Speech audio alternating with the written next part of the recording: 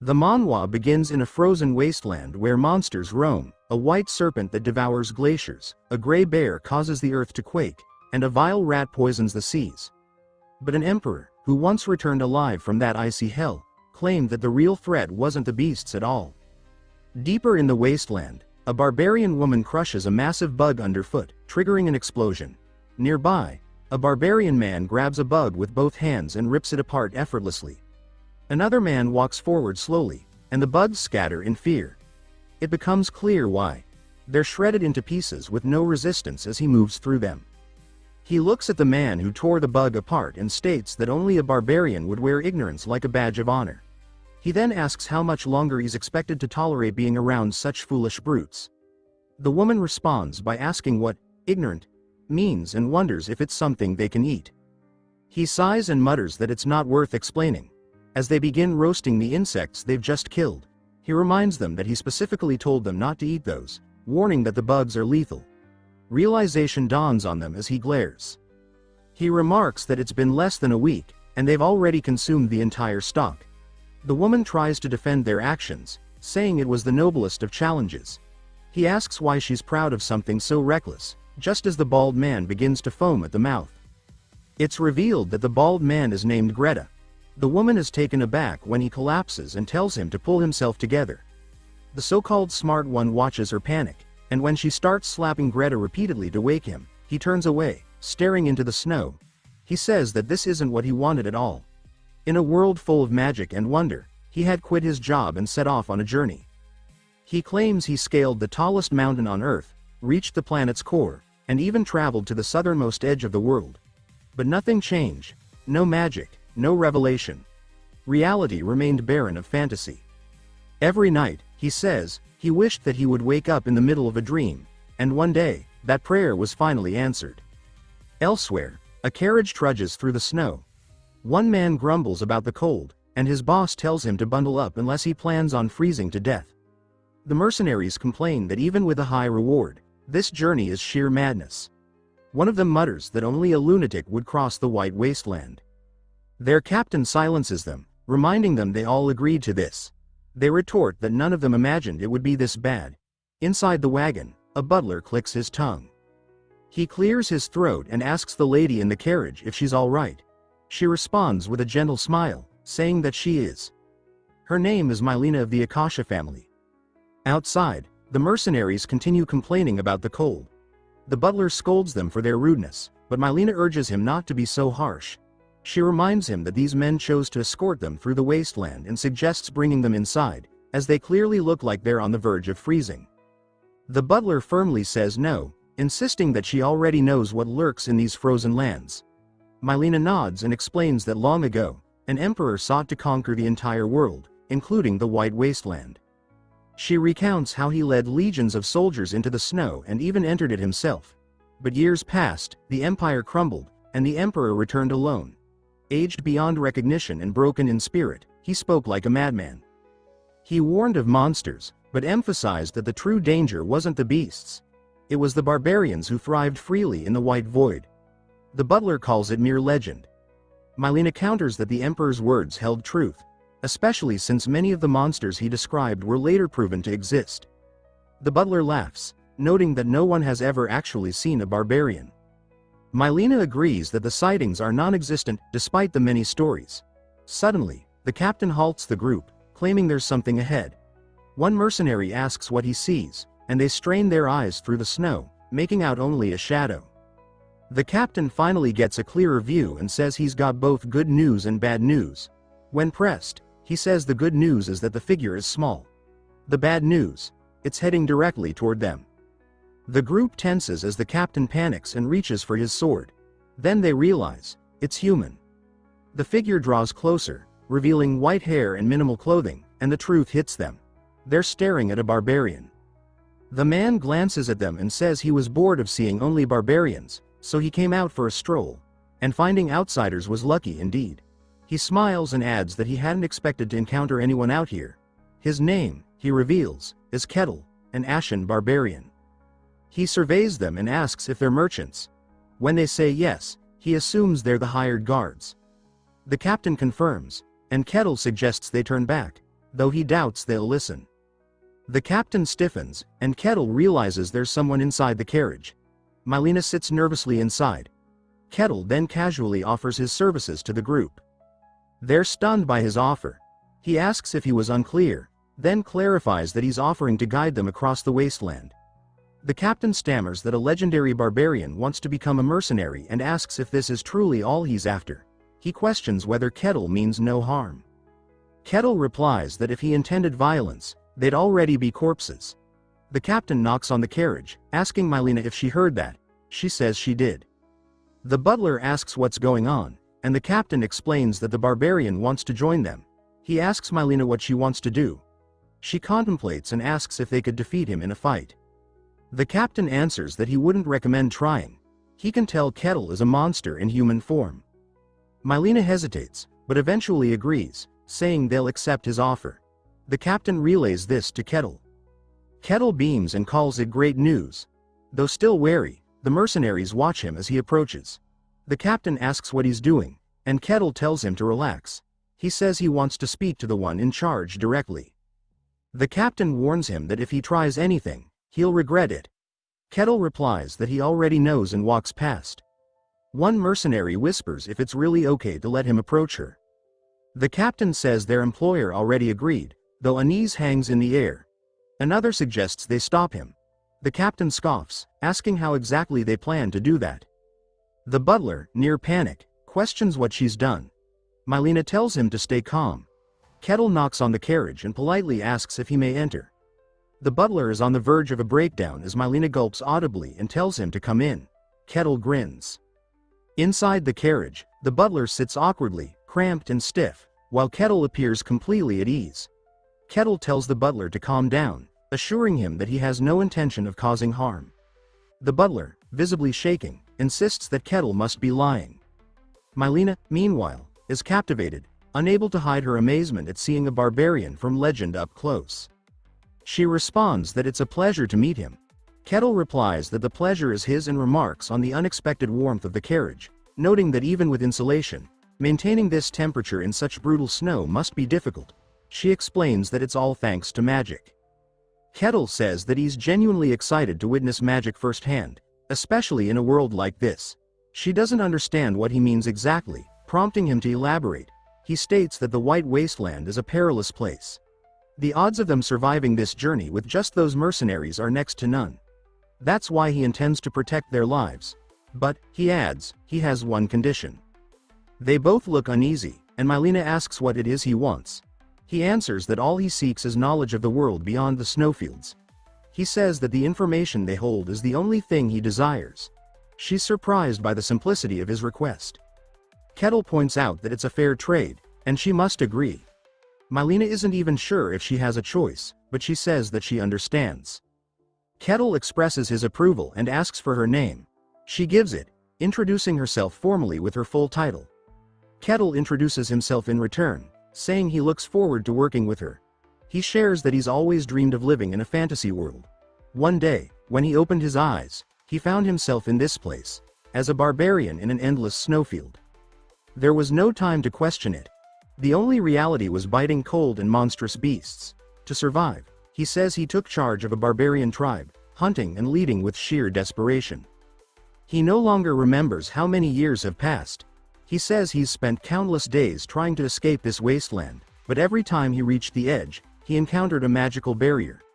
His quest remains unfinished, and he cannot leave the snowfield until it is complete. He explains that he was on the verge of giving up when, for reasons he doesn't understand, people from outside began to appear now and then. That's when it dawned on him. The world beyond the snowfield is the fantasy world he always longed for. His dream world. From that moment, he shifted from simply surviving to actively seeking his way out. He pursued his quest with relentless determination. During Quest 295, for example, he was tasked with killing a giant lizard. He crushed monsters beneath his feet and completed every objective given to him, never wavering from his goal. Trapped in this frozen prison, every scrap of information from outsiders became invaluable. But, he says, most humans he's encountered either panicked and attacked or had already gone mad, like the Emperor. This time, however, he senses a real conversation is possible. He admits he doesn't remember the last time he had someone intelligent to speak with, surrounded as he has been by ignorant barbarians. Hearing the sounds from outside, he comments that it seems she's transporting weapons. Mylena is taken aback and asks how he figured that out. He says he can hear the sharp clinks of steel from the wagons and that it would be impossible for him not to recognize the sound. He then asks if there's a war going on. She confirms there is. The Empire and the Kingdom are at war. Kettle says that so the outside world isn't peaceful either. She explains that while the Empire has the upper hand in numbers and supplies, the Kingdom is still holding strong, thanks to the hero and the swordsmaster guarding its borders. Kettle reacts with interest, surprised that both a hero and a swordsmaster exist. He asks what powers they wield. She asks if he's unfamiliar with mysteries. Kettle admits that he has never once left the snowfields. She says she doesn't know the exact details, but she shares what she's been told. There exists a force known as mystery, which only a few individuals can perceive or use. Those who do are ranked by strength. The lowest is third rate. Those who can merely sense the power. Second rate refers to those who can actively use it. First rate are individuals who can manifest it into reality. Mystery, she explains, is akin to mana or aura. Typically, knights, mages, and spirit summoners fall into these ranks. But beyond those, the hierarchy becomes meaningless.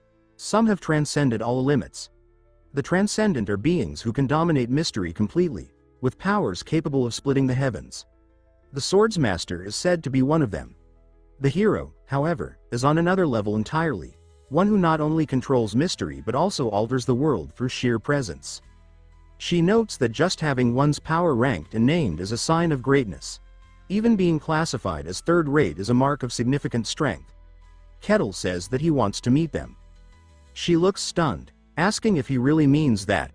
Kettle says that he can't even recall how long he's been stuck here. He says that his only focus had been survival, but now, he sees it clearly. This snowfield is part of a fantasy world, and he needs to see the rest. He smiles, stating that it isn't just a wish, it's a necessity. Mylena asks if he truly is a barbarian. Kettle says that wouldn't be wrong, and judging from their reactions, they seem familiar with his kind. She confirms that there are legends. Kettle seems puzzled and asks about these legends. She finds it strange that he doesn't know, considering he's never been outside. She recounts the story of the Emperor, and Kettle says he remembers that man and had dismissed him as insane. When she asks what he means, Kettle quickly says it's nothing, but acknowledges that her legends are probably accurate, as he's met people like that before. He then shifts topics and comments on the number of wagons, noting that she seems to be moving a large quantity of weapons. He asks why she's crossing the snowfield. She hesitates, then admits they're in a dire situation and she needs a great deal of money. When he asks why, she tells him her family has long been in commerce. They amassed wealth over generations, but jealous rivals sabotaged them, leaving them deep in debt. This mission is her last hope to save her family. Kettle says that in that case, she must be trying to sell weapons to the kingdom. She asks how he figured that out, and he reminds her that she already told him the Empire has no supply issues. Therefore, the weapons must be for the struggling kingdom. He says that even though he doesn't know much about the outside world's values, transporting this quantity of weapons must be worth a fortune, enough to justify the risk of crossing the wasteland. He then guesses that the only reason they would go through the snowfield is if the kingdom's territory borders the Empire. She seems amazed by how quickly he deduced all of that. She adds that according to legend, barbarians are supposed to be ignorant savages, and now she wonders who Kettle really is.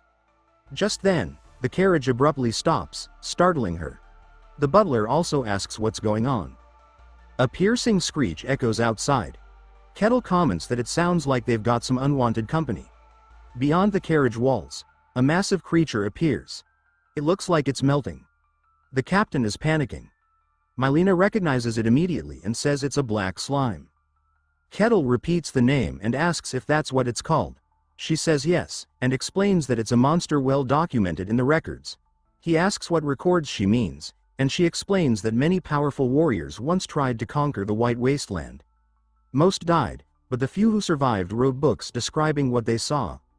Of all the monsters mentioned, the black slime appears most often.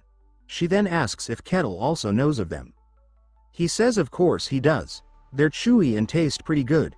He calls them his snack of choice. Mylena recoils in disgust, asking if he's serious. He says that if she's curious, she should go catch one and try it. She quickly refuses. The carriage shakes violently as the black slime charges toward them, screeching. The captain shouts in panic, and Mylena begs Kettle to do something. Kettle doesn't move. She demands to know why he's just sitting there.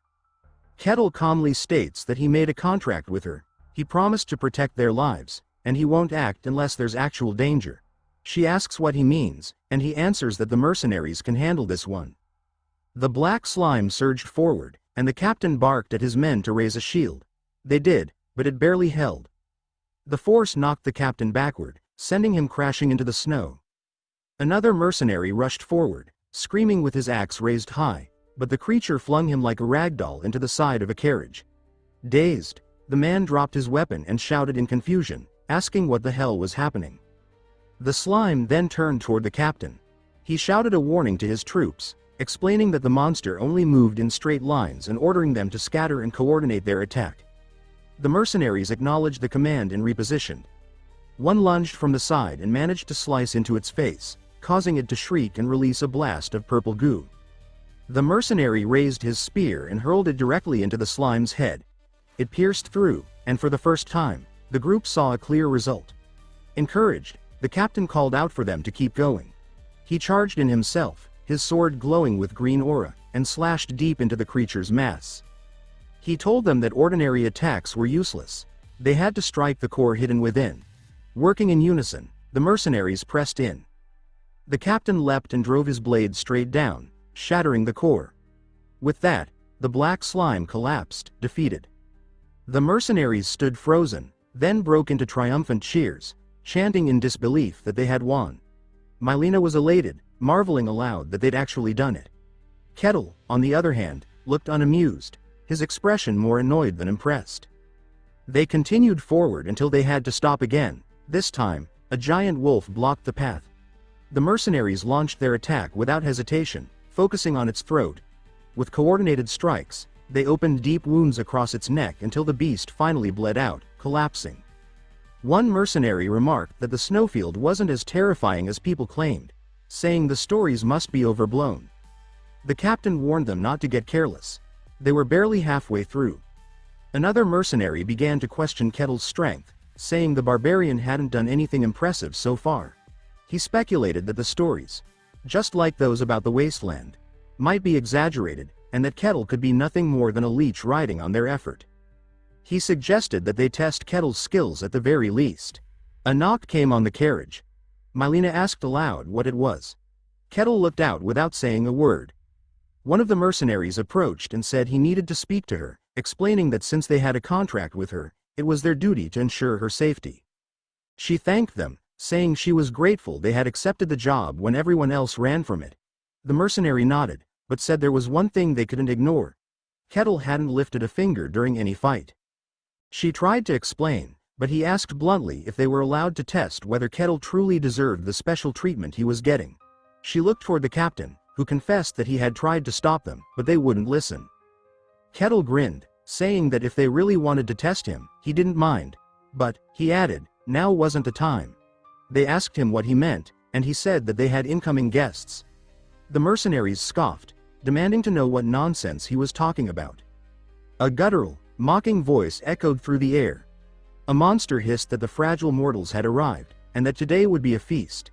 It said it would savor their fear and asked them to struggle, saying their panic would be the seasoning. Mylena screamed and clutched her ears. The winds grew sharper, colder, howling around them. The mercenaries tensed, and Kettle stood calmly. He stated that this was enough. The people with him were his guests. He told the snake to turn back. The serpent questioned his presence, accusing him of forgetting his place and straying too far from his tribe's territory. Kettle cut him off, saying it was none of his concern. The snake began to stir the wind into a cyclone, declaring its identity and threatening to show Kettle what true power looked like. But Kettle replied that it was time the snake learned some respect. He pulled his fist back and drove it straight into the serpent's gut. A shockwave ripped through the air. Snow exploded in all directions. The serpent recoiled in agony. A massive blue burst followed, the ground trembling from the force. The mercenaries could barely stay on their feet under the pressure. A second shockwave erupted, this one even stronger. Mylena and the butler braced themselves, nearly swept away. The serpent lay groaning in the snow. Kettle remarked that this was the kind of creature that only learned after a beating. Mylena called out his name, and he answered that he was finishing up here. He promised it wouldn't take long. With a stomp, he launched forward again. The serpent, not yet dead, reared up, only to be met with another devastating punch that triggered another violent explosion. Mylena watched in awe, stunned speechless. Some time later, the mercenaries bowed their heads, trembling. They admitted they had sinned and begged for mercy. Kettle responded calmly, saying that he understood. It was only natural not to trust a stranger so easily. As they resumed their journey, the butler looked half frozen, shivering violently. Kettle glanced at him, then turned to Mylena and said that something about her puzzled him. He explained that from her manner of dress and her speech, she didn't seem like a simple agent of her family. He asked why she was risking her life on such a dangerous expedition. She admitted that he was sharp, then revealed her full identity. She said she was the first daughter of Lady Belyaka, concubine to Lord Kestak Akasha. Kettle asked if that made her mother the second wife. She confirmed it, explaining that her mother was brought in through a political marriage, only to be discarded. She described her mother as pitiful, powerless, and treated as little more than a servant within the family. She and her mother existed in name only within House Akasha. Realizing she was speaking too freely, she said aloud that Kettle's silence had drawn her into over-explaining. She then stated that she had volunteered for this trade mission herself. Even if the journey was deadly, someone had to take the lead. So she stepped forward. Kettle told her that she was smart. He said she had strong ambition, and that greed, in the right hands, was a virtue. She looked at him, caught off guard, about to respond when they were interrupted by shouting outside. They both turned as Mylena's eyes widened. The captain shouted that they had made it. Before them, grass poked through the snow. They had crossed the white wasteland. The mercenaries celebrated, offering heartfelt thanks to Kettle. He asked them how they planned to handle the return journey. Mylena replied that by then, she could travel through the Empire without issue. Kettle nodded, saying that made sense. Once she'd sold the weapons and returned empty-handed, crossing borders would be no problem.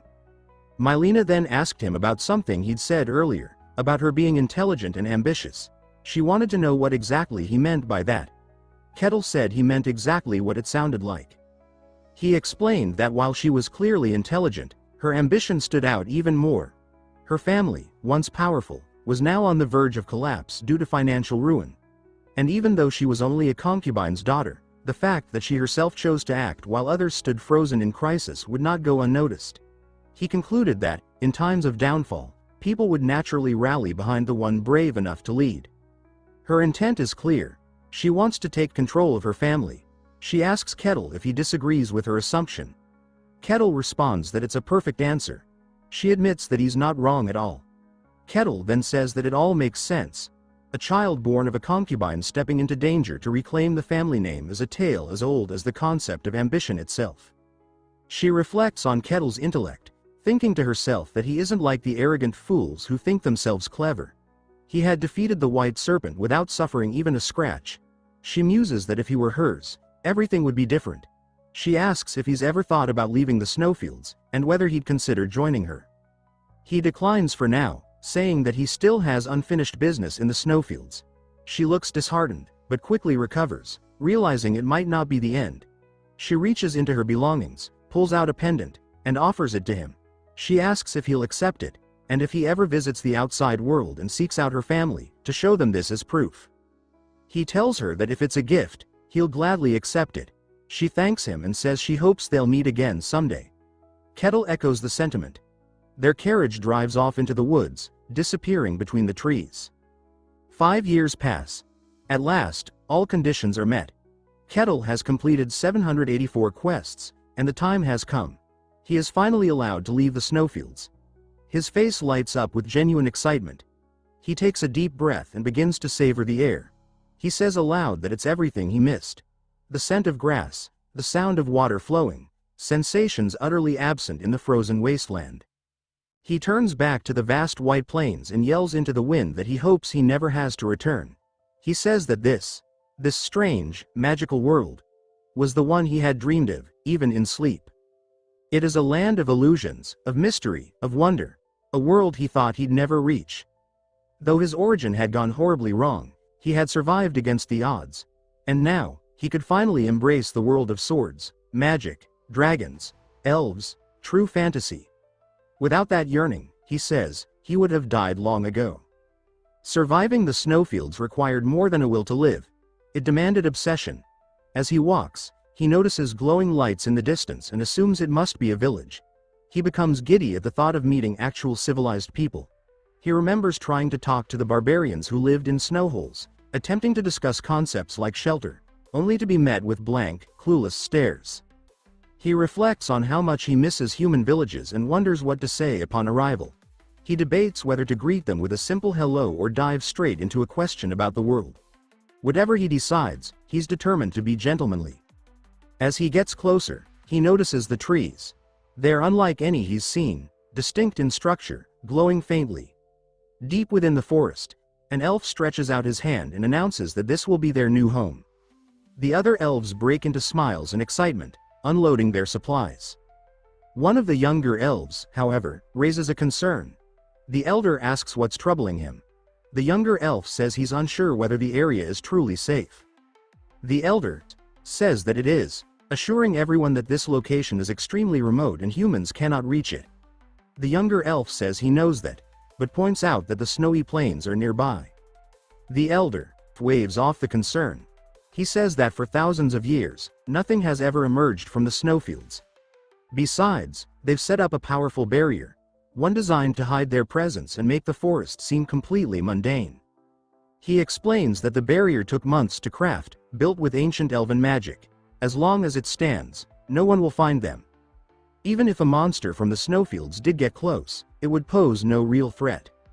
But as Kettle walks, he unknowingly places a hand through the edge of the barrier. It tears under his touch like cloth. He pauses, noting the strange sensation and wondering what he just tore through. He looks around, trying to figure out how much farther he needs to go. That's when he spots her, a little elf girl, clearly lost and wandering alone in the forest. Kettle gasps, shocked that he's already encountered an elf. A real one. He says that this must be fate. Elves are a hallmark of any true fantasy world, and meeting one so early must be a sign of good things to come. But the girl looks frightened. She doesn't recognize the forest anymore. She's wandered too far. Then, she notices a shadow looming above her. Her eyes widen in terror as Kettle leans down and greets her with what he believes is a polite hello, though to her, it sounds like a threat. She freezes, then begins to faint. Kettle quickly catches her before she hits the ground and wonders what's wrong. He laments that he didn't even get a proper conversation in, and already she's collapsed. Given the situation, he decides he'll return her to her village. He remembers that elves are often portrayed as beings of peace, aligned with order and goodness. If he returns their lost child, perhaps they'll welcome him. He smiles at the thought, lifting the girl into his arms as he starts walking toward the direction she came from. Meanwhile, panic has broken out in the village. One woman is screaming about her missing child. The elves are in chaos. They demand to know how a human breached the barrier. Kettle arrives at the edge of the settlement, carrying the child. The situation escalates instantly. Her mother sobs with relief, but the others are in disbelief. The elder shouts in horror, asking how a human could possibly be here. He reiterates that the barrier should have stopped any outsider. The scouts inform him that there's a crack in the magical barrier. Gandalf demands to know where the queen is. Someone replies that she's away on a patrol. Kettle tries to speak, saying he means no harm. But the elves warn him that unless he returns the child immediately, they'll hunt him down. The elder mutters that the humans must have come prepared. No simple trick could break their barrier. He wonders how long their presence has been known and who might be tracking them. Kettle wonders aloud whether he's just been labeled an intruder and sighs that he needs to fix this misunderstanding. The girl opens her eyes, surprised, and sees that Kettle is gently lowering her to the ground. He tells her to go back to her people. She looks up at him, and immediately screams. His face, rugged and unfamiliar, strikes terror into her. She bursts into tears and runs into her mother's arms. Kettle stands there, bewildered, wondering aloud if his face really is that frightening. He says that he always thought it was decent. Then he declares that he has returned the child and repeats that he is not their enemy. The elder yells that the hostage has been recovered and orders everyone to attack. Dozens of elves draw their bows and fire.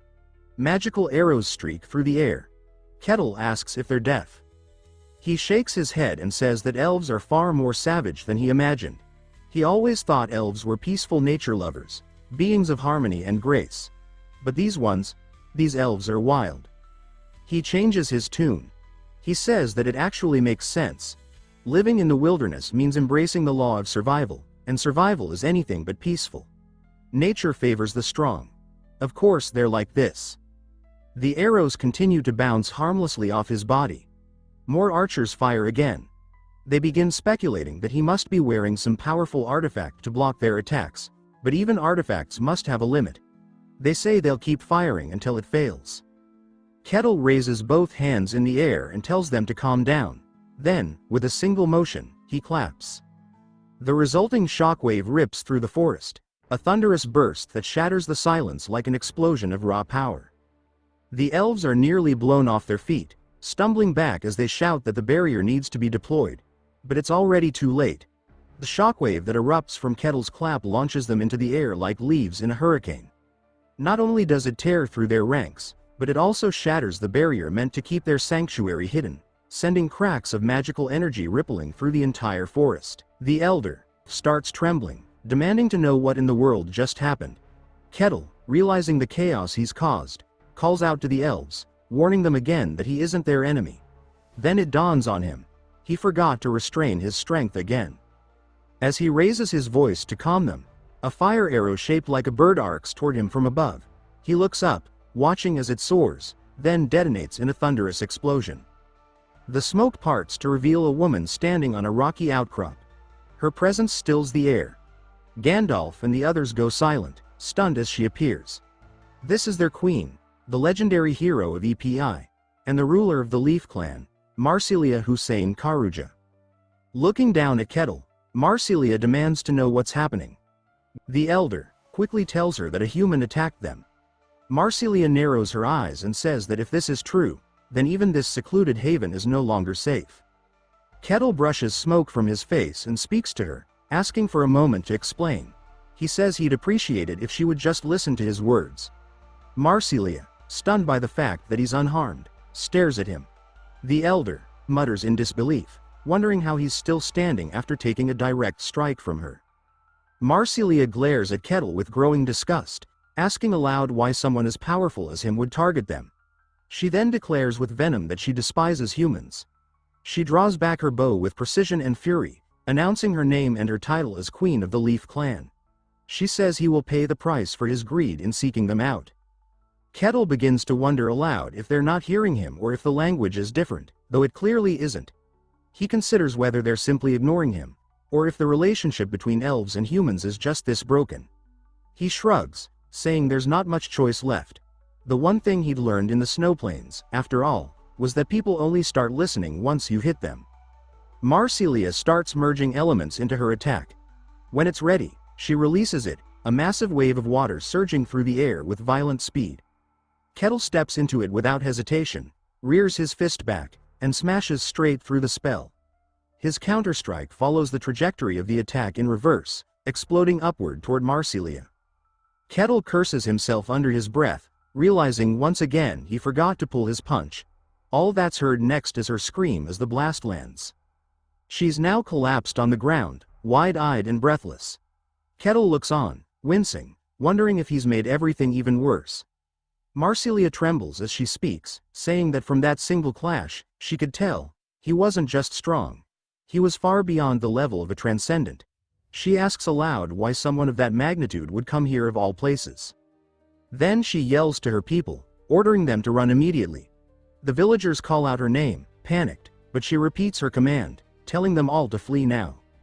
As the elves begin their retreat, she turns back to Kettle and says that although she acknowledges his strength, he will never succeed in whatever goal he has here. Kettle groans and says he just wanted to have a conversation. He can't believe things have spun this far out of control.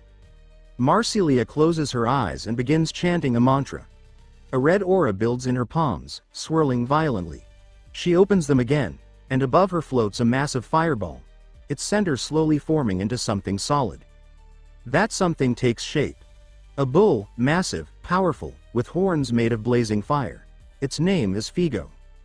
Kettle lights up like a child, marveling at what he's witnessing. He exclaims that this is the first real summon he's ever seen. The creatures of the snowfields, he says, were grotesque, barely resembling anything magical. But this is a proper summon. It breathes life into the fantasy he's always dreamed of. Marsilia commands the spirit to annihilate the enemy. Figo groans and complains, saying that contracts are always more trouble than they're worth. He adds that this is a huge hassle, especially since he's a high-grade fire spirit. Marsilia snaps at him to be quiet. She knows she can barely summon him, and the contract was only possible with the aid of another tribe. She never expected to use it under these circumstances, but tells him to fulfill his duty. Figo asks if the target is the human in front of them, then glances at Kettle and begins to sweat. He asks if that thing is even a human, as Kettle stares at him with sparkling eyes full of wonder. Kettle, still awestruck, says that this is absolutely incredible. Marsilia reiterates that the intruder must be destroyed. Figo sighs and declares that he's made his decision. He'll reduce the human to ash and leave nothing behind. Kettle frowns and asks aloud what exactly he did to deserve this. Figo's flames ignite, and he prepares to charge. He swipes his hooves, sending sparks across the field, and then barrels toward Kettle at full force. A massive explosion erupts at the point of impact. Marsilia braces herself against the shockwave. When the smoke clears, she sees something that shouldn't be possible. Kettle is standing there, completely unshaken, his hands locked around Figo's horns. Even Figo looks stunned. Kettle grins and says this is a relief. Since it's a beastly form, that means he doesn't have to hold back. It'll be easier to beat him senseless. Marsilia's eyes widen with horror as Kettle slams his fist into Figo's forehead. The ground beneath them shatters like glass. The force doesn't stop with the spirit. It tunnels straight through him, destroying the landscape behind them like a cannonball of divine punishment. A shockwave radiates outward, flinging debris through the trees. Marsilia screams as she drops to her knees, overwhelmed by the sheer power. She watches in disbelief as the fire spirit vanishes from existence. She whispers that this can't be real. Kettle steps toward her slowly. She looks up at him, pleading for mercy, not for herself, but for her kin. He tells her again that he is not her enemy. Marsilia blinks in confusion. She finally hears his voice for what it is, not a threat, but a plea. She asks what he means. After finally taking the time to talk, they come to an understanding. Kettle explains everything, and Marsilia listens carefully. She realizes, at last, that he truly means them no harm. She bows her head and apologizes, saying that she acted recklessly and judged too soon. They mistook him for a human who kidnapped their child, and now she understands they had committed a serious offense. Her conscience begins to weigh heavily. She admits that her judgment was rash. Kettle responds with calm reassurance, saying it's all right. After all, they made it clear they were being hunted by humans, and he understands their caution. Still, he says, it's a little sad that no one allowed him the chance to explain himself. She hesitates, then asks him directly if he's truly not one of the humans chasing them. Kettle replies that this is his first time ever seeing an elf. He points out that there certainly aren't any in the White Wasteland. Realization dawns on her face as she asks if he's one of the Ashen Barbarians. Kettle confirms that it's what outsiders call him. She says that shouldn't be possible. No human is supposed to survive the White Wasteland. If he came from there, then perhaps others could too. Kettle says he's not so sure. He explains that the snowfield is bound by strict rules. Even powerful creatures like serpents are subject to them. For some unknown reason, he was able to bypass those constraints under the conditions of a quest, but he believes that exception is extraordinarily rare. She says that's a relief. Then she asks if his summon, the fire spirit he defeated, is all right. He split that bull in half, so he's not so sure. She explains that spirits, as beings of nature, return to the spirit realm when forcibly unsummoned. There's no permanent harm. She straightens herself and acknowledges that she has been rude. She asks if there's anything he wishes, saying that as a gesture of apology, she'll do whatever is within her power.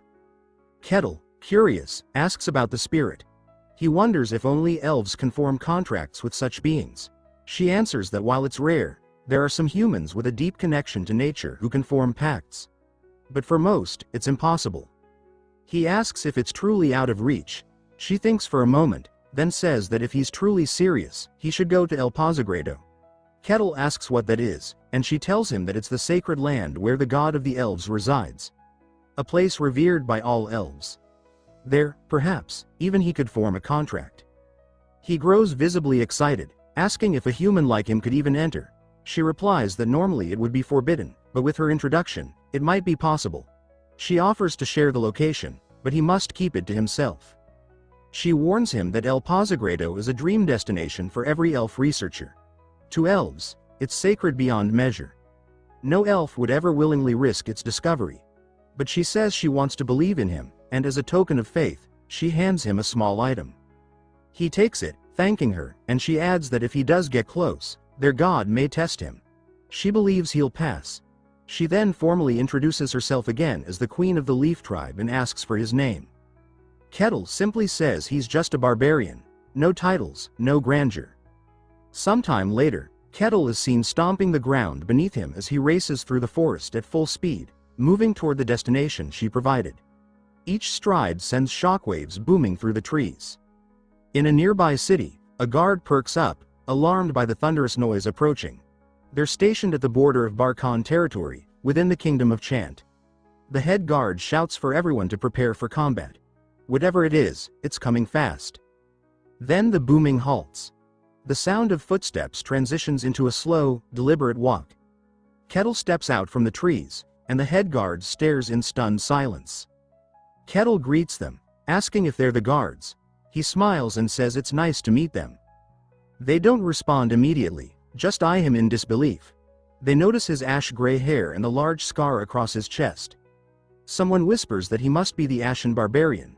The rumors were true, though translations of earlier stories had made it hard to believe. As Kettle approaches, they shout at him to stop, warning that any closer and they'll attack. He raises his hands calmly, stating that he isn't their enemy. They ask him what he wants. Kettle points beyond the wall. When asked if he means to enter the territory, he replies that he just wants to visit and, if possible, stay a little while. He's unsure how long. The scene shifts to Kettle speaking with the captain. The captain asks his name, and Kettle provides it.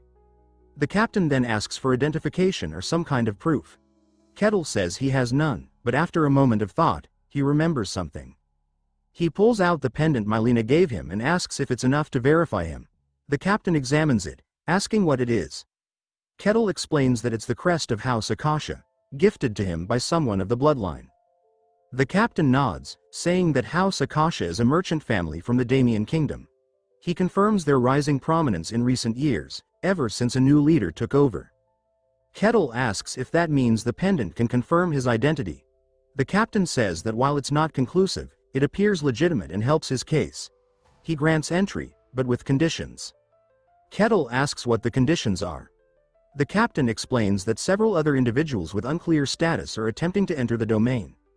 To confirm their trustworthiness, all of them are to form a party and clear a nearby dungeon together. Kettle remarks that it's an easier condition than expected and accepts. The captain adds one more requirement: they must report everything that occurs inside the dungeon. Kettle quickly realizes the reasoning. By forcing unclear individuals to observe one another, the guards can identify suspicious behavior. He says it's clever. The captain smirks and asks again if he's truly a barbarian. Kettle confirms, adding that many still believe barbarians are mindless savages. The captain replies that he's the first barbarian ever to enter their domain and ends the discussion, telling them to move out. In a nearby staging area, an older man sighs. He mutters that even if the law demands it, dungeon crawling with thieves is intolerable. He introduces himself as a paladin, Alessandro Tyrannus. The rogue beside him, Cossin Hark, mocks his tone, accusing him of being bitter after getting conned by another thief. Alessandro fumes and draws his sword, shouting back. Cossin mocks his title, saying paladins don't dress like vagrants. He laughs at Alessandro's surname, calling it ridiculous. Alessandro responds by tightening his grip, and the two begin sparring, blades clashing. Cossin's tipped with poison. A woman sighs and asks them to stop. They glance her way as she mutters that she can't believe she has to explore a dungeon with these two. She is a cleric of Calesia, named Hayes. She says the minimum party size is 4, and the last member should arrive soon. Still, she feels uneasy about the entire setup. The door opens. The guard captain announces that the last member has arrived. Causin hopes this one isn't insane. The door creaks open wider, and Kettle ducks through it. They all stare at him in shock. Kettle smiles and asks if they're his new teammates. The others back away slightly, stunned by his sheer presence. Causin mutters in disbelief, overwhelmed by the aura Kettle gives off. Kettle introduces himself and asks them to do the same. Causin says he's a thief. Alessandro introduces himself as a paladin. Kettle asks about holy power, and Alessandro says he's a special case. Who can't use it? Kettle nods. Hayes introduces herself as a cleric who serves Calathea, the god of lies and deceit. Kettle asks if her background truly makes her identity uncertain. She says yes. Her deity isn't well respected, so suspicion follows her. Later, the guard captain returns and asks if they're ready. Kettle nods confidently, while the others look less sure. Soon after, they reach the dungeon. Kettle looks excited. It's his first one ever. The captain explains that the dungeon has 3 floors and is filled with undead. They must clear it and return with proof. Kettle claps his hands together and tells them it's time to start. He asks Causin for the plan. Causin, nervous, calls him Sir, but Kettle says there's no need for formality, they're teammates. Causin clears his throat, explaining that he and Alessandro will take the front line. Causin will scout for traps, while Hayes supports them from the back. Kettle says it's simple enough and agrees. They begin their descent. Inside, the group moves cautiously. They glance around, tense. Hayes remarks that the darkness is unsettling. Causin agrees. The dungeon so far is too quiet, too normal. Suspiciously normal. Costin suddenly stiffens, raising a hand and telling the group to hold. He says there are monsters nearby. Kettle glances around and says he doesn't see anything. Costin points to the ground, noting the scattered bone fragments lying in a distinct pattern. He explains that these are skeletons, dormant until triggered. If they move too close, they'll animate and attack. Costin mutters that the guard captain probably knew all along. He says this dungeon wasn't just meant to verify their identities, it was designed to quietly eliminate unwanted outsiders. Kettle, eyes scanning the fragments, says he's never fought a skeleton before. Costin responds that they're no joke. Even when wounded, they keep moving. Their bones are unnaturally tough, granting them high defense. He adds that this dungeon is more dangerous than he originally thought. He instructs Hayes to prepare her magic, tells Alessandro to ready his shield, and advises Kettle to stay alert.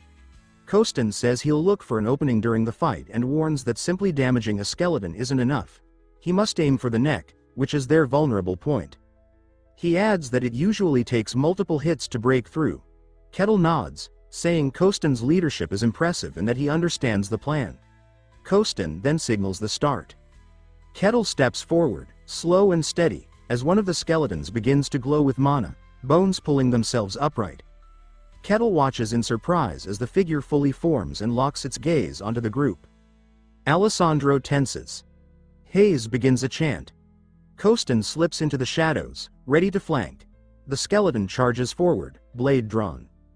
Kettle rears back and swings, not with a fist, but with an open palm, and slaps the creature so hard it bursts into dust. He blinks, mildly disappointed, wondering aloud if they're really that weak. The others are left speechless. Alessandro is stunned, Hayes looks disturbed, and Costin stands frozen in disbelief. Kettle laughs and remarks that, as Costin said, once the head's gone, the skeleton stops moving. Costin stammers that this isn't what he meant at all.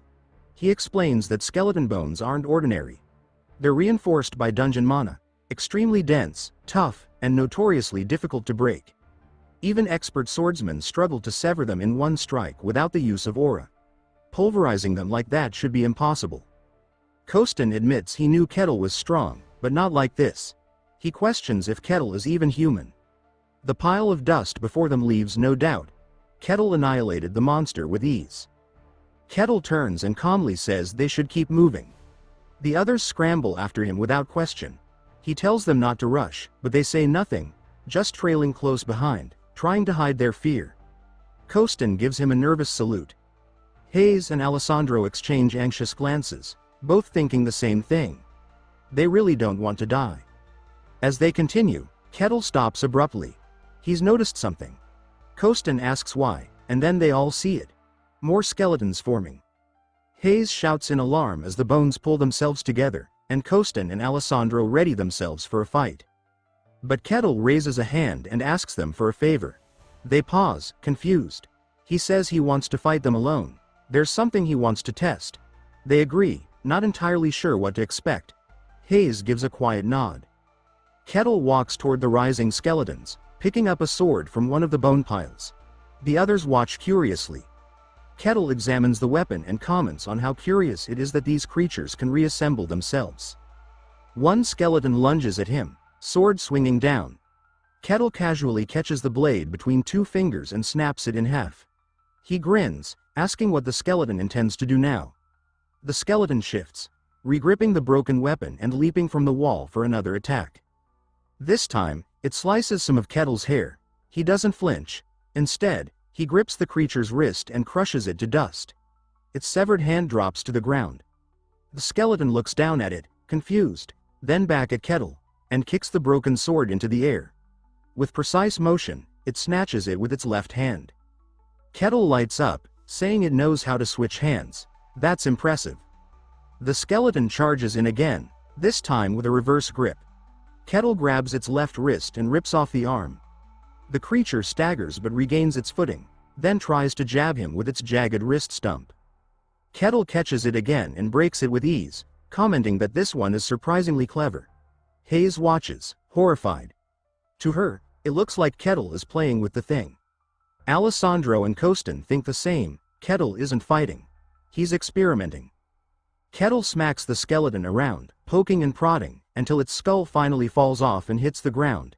He glares at it, saying it can't move now. Then he stomps it flat, laughing and calling the whole experience amusing. He turns back, apologizing for keeping them waiting. Kostin hurriedly says it's no problem at all. Kettle thanks him. We next see him standing over another pile of dust, ready to move on. The others nod quickly, saying they're ready too.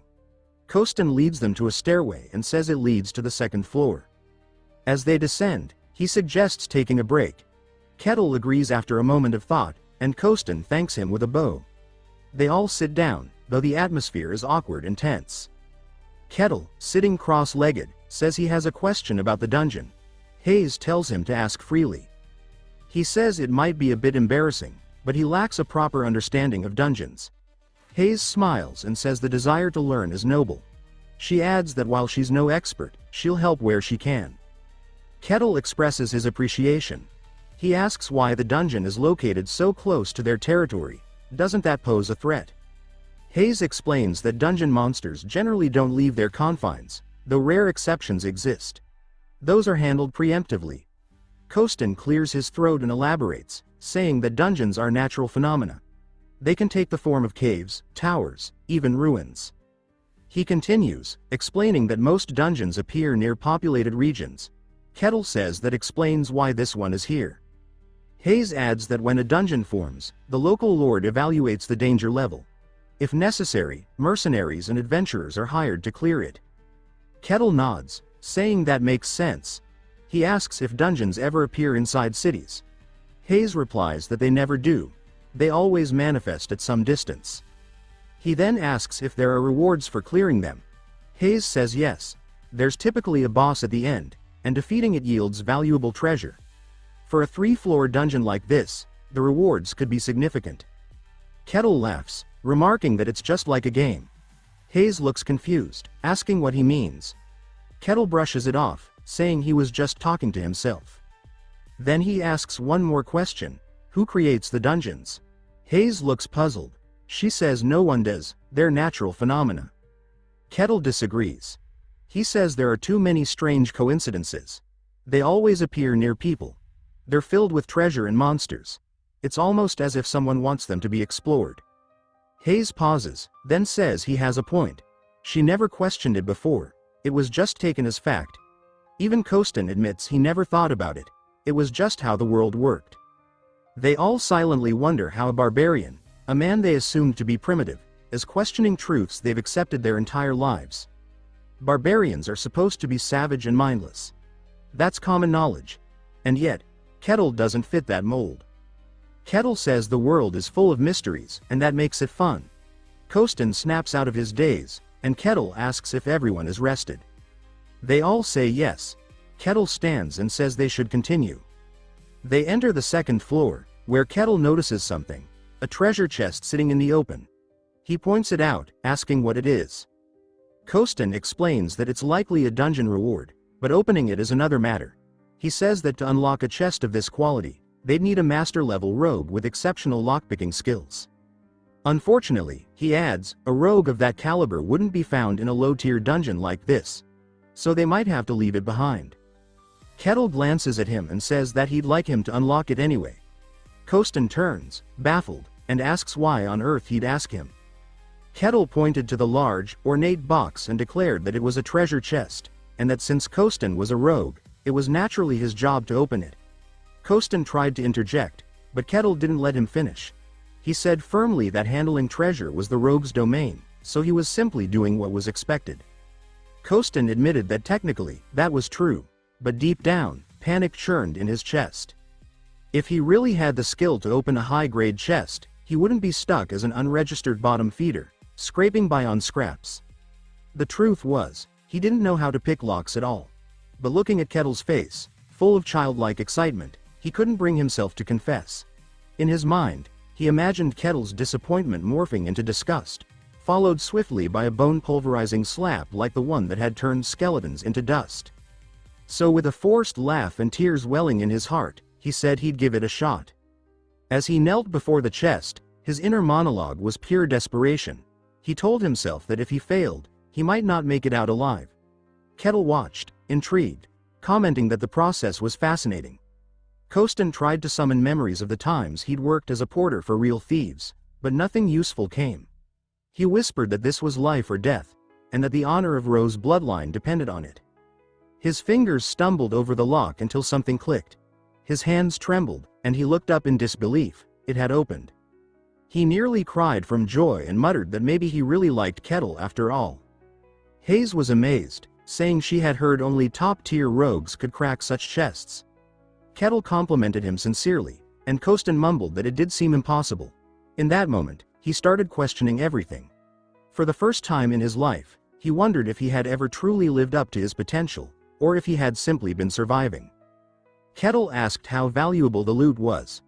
Hayes estimated it could comfortably support a normal family for a month, or even allow them to live luxuriously for a while. Kettle laughed at that, then told Kostin to take care of the rewards. Kostin agreed instantly, lifting the chest with reverence. When Kettle called his name, he shrieked in shock and nearly dropped it. Kettle asked if he needed help. Kostin, flustered, insisted he was fine, even though no one understood why he was so jittery. Later, as they moved deeper into the dungeon, Kostin carried a small mountain of loot on his back. Kettle suddenly told everyone to halt. Ahead were more skeletons, 4 of them. He calmly stated that he'd take care of 3. That left 1 for the rest of the team. Kostin knew this wasn't a gift. This was a challenge, a test. He said it was going to be a real fight, and Alessandro and Hayes prepared themselves. As Kettle walked forward and the skeletons began to stir, Kostin muttered that the way bones assembled themselves was always unsettling. The 4 enemies rose. Kettle reminded everyone to get ready. Hayes cast a glowing buff that wrapped the team in a golden aura. Kettle gave the order to begin, and Kostin lunged first. He aimed for the neck and struck cleanly, but it wasn't enough. The skeleton stayed standing. As the others moved to surround him, Kettle seized them and pulled them back, saying he'd already claimed those 3. He told the rest of the party not to interfere. This was their fight now. 1 skeleton swung downward, and Alessandro blocked with his shield, holding the creature in place. Kostin used the opportunity to leap off a nearby wall and strike its back. Hayes cast a disorienting spell, Shadow of Confusion, and bathed Alessandro in golden light. Empowered, Alessandro drove his sword toward the skeleton's neck. It cracked, but didn't fall. The skeleton laughed. So did Kettle. Having already dealt with the other 3 skeletons, he stood watching the final one stumble, saying it was genuinely enjoyable to see a team's dynamic in action. He crushed one of the fallen skulls in his palm, noting that with the real threats gone, he could finally enjoy the show. Realizing the fight was being observed, the trio pounced on the skeleton. It looked around, baffled and terrified, as all 3 of them attacked it like a cornered animal. They were sure Kettle would end them if they showed weakness. When the fight ended, the skull was shattered, and all 3 fell to their knees, drained. Kettle muttered that the ones who came with Mylena must have been strong. Reaching the 3rd floor, they encountered even more skeletons, but with Kettle leading, they pressed forward without much resistance. Eventually, they arrived at the dungeon's heart, a grand room with a skeletal figure seated upon a throne. It was a skeleton knight. Hayes couldn't believe what she was seeing. She explained that these creatures were elite, skeletons armed with longswords and shields. Only fighters of knight level or higher had any hope of defeating them. For anyone else, it was suicide. Kettle asked what would happen if they couldn't beat it and chose to retreat. Hayes replied that as long as they reported reasonably, it would be accepted by the territory. But Kettle just smiled and started walking forward. Hayes called out in confusion, but he said that beating the monster seemed like a more reasonable plan. The skeleton knight stirred. Its aura radiated power. Kettle noted how fascinating it was to see a skeleton that maintained its full form. It entered a low stance, preparing a wide-range attack. Hayes shouted a warning and threw up a barrier, but the sheer force of the skeleton knight's blow cracked it immediately. Her magic shattered. Alessandro threw himself in front, taking the brunt with his shield and collapsing. He wheezed, asking if something that strong could even be fought. The skeleton knight set its sights on Kettle and charged. Kettle met it head-on and landed a single punch to its chest. The creature disintegrated mid-charge, its torso obliterated. It crumpled into a pile of ash. The others sat silently, stunned. Kettle dusted off his hands and asked if that was really it. He then noticed another treasure chest. He called out to Kostin. Kostin asked what he wanted, and Kettle asked if he could open it. Kostin said no way. It had a high-level lock, far beyond his skill. Kettle replied that it was a shame. Before Kostin could finish saying they'd have to leave it, Kettle punched the chest. It shattered. No one even reacted anymore. Kettle said the rewards were certainly more accessible this way and told Kostin to collect them. Kostin numbly agreed, still trying to process how someone could just break open a high-tier lock. And if he could do that, why had he asked him to unlock it? As the group approached the exit, a bright light enveloped them. A rumble echoed behind. They turned to see the dungeon collapsing. Kettle asked what was happening. Kostin explained that when a dungeon is perfectly cleared, it disappears, and this one apparently had no secret room. Kettle asked if such rooms really existed. Kostin said yes, but they were rare. Kettle laughed, saying that sounded fun. Kostin, still trying to understand Kettle's mental state, wondered what kind of lunatic could enjoy that. Back at the city gate, the guard captain was stunned. He said there was no way they finished so quickly. He cleared his throat and asked how the dungeon was. Kettle responded that it was satisfying. The captain nodded and began processing their entry. He asked if there were any issues. Hayes said nothing major occurred. When the guard captain asked her directly about Kettle, she said he should be fine, but her tone carried hesitation. The captain knew full well that dungeon clearance wasn't just about survival. It was a test of character, too. Kostin said Kettle didn't seem like a bad guy. The captain agreed, noting that although Kettle had monstrous strength, he never once endangered his party. He was nothing like the barbarian stereotypes. Kettle praised Kostin, saying he handled traps and even opened a chest. He complimented Alessandro for his reliability on the front line and credited Hayes's prayers with boosting their success. The guard captain was surprised. Normally, forced parties ended in finger-pointing. He handed out the rewards, though guards typically skimmed off a cut. In this case, he didn't dare. Kettle insisted they split the loot fairly. The others tried to decline, but he wouldn't hear it. He said they were a team, and they earned it together. Then he suggested celebrating, with drinks at the pub. As they left, Kettle radiated enthusiasm. The others trailed behind, visibly exhausted. The guard captain watched them go, whispering to himself that for a barbarian to one-shot a skeleton knight, he had to be stronger than a knight, and clearly wasn't ordinary. He declared that this was the start of something serious. Turning to his subordinates, he said he had to inform the Lord and left them in charge. He soon arrived at the Lord's estate and knocked. Inside, Lord Luke Varkin called him in. The guard captain reported that a barbarian had entered the territory. Luke asked if permission had been granted. The captain said yes, as he didn't perceive any danger. Luke asked what the issue was, then. The captain said plainly, the man was too strong. Luke asked how strong. The captain replied that he had defeated a skeleton knight with a single strike. That stunned Luke. A skeleton knight was beyond any common fighter. He asked if the man could really be considered a first-rate warrior. The captain said the chances were high. Luke rubbed his temples and muttered that a barbarian of such strength was bound to cause headaches. Luke instructed the captain to summon the barbarian immediately. The captain hesitated, questioning if that was truly a wise decision. Luke replied that the mere presence of someone with such overwhelming power roaming freely in his territory was a source of instability, and he would rest easier after seeing the man with his own eyes. The captain cautioned him again, emphasizing the danger, but Luke waved off his concern, saying he need not worry, his knight was present. At that, the captain blinked, startled. He hadn't even noticed the knight's presence until now. Luke turned to the man and asked what he thought of the barbarian. The knight answered with cold certainty. He said that while the man might wield some crude power, he was still just a barbarian, an ignorant brute with no sophistication or skill. Against his swordsmanship, passed down from a master of the blade, the man would crumble. Luke nodded, then ordered the captain to summon the barbarian. He would speak to him personally. Meanwhile, at the pub, Kettle was devouring a mountain of food, chewing noisily with no regard for manners. The table creaked beneath the weight of empty mugs and half-eaten plates. The others watched him, all three visibly disturbed by how gleefully and sloppily he ate.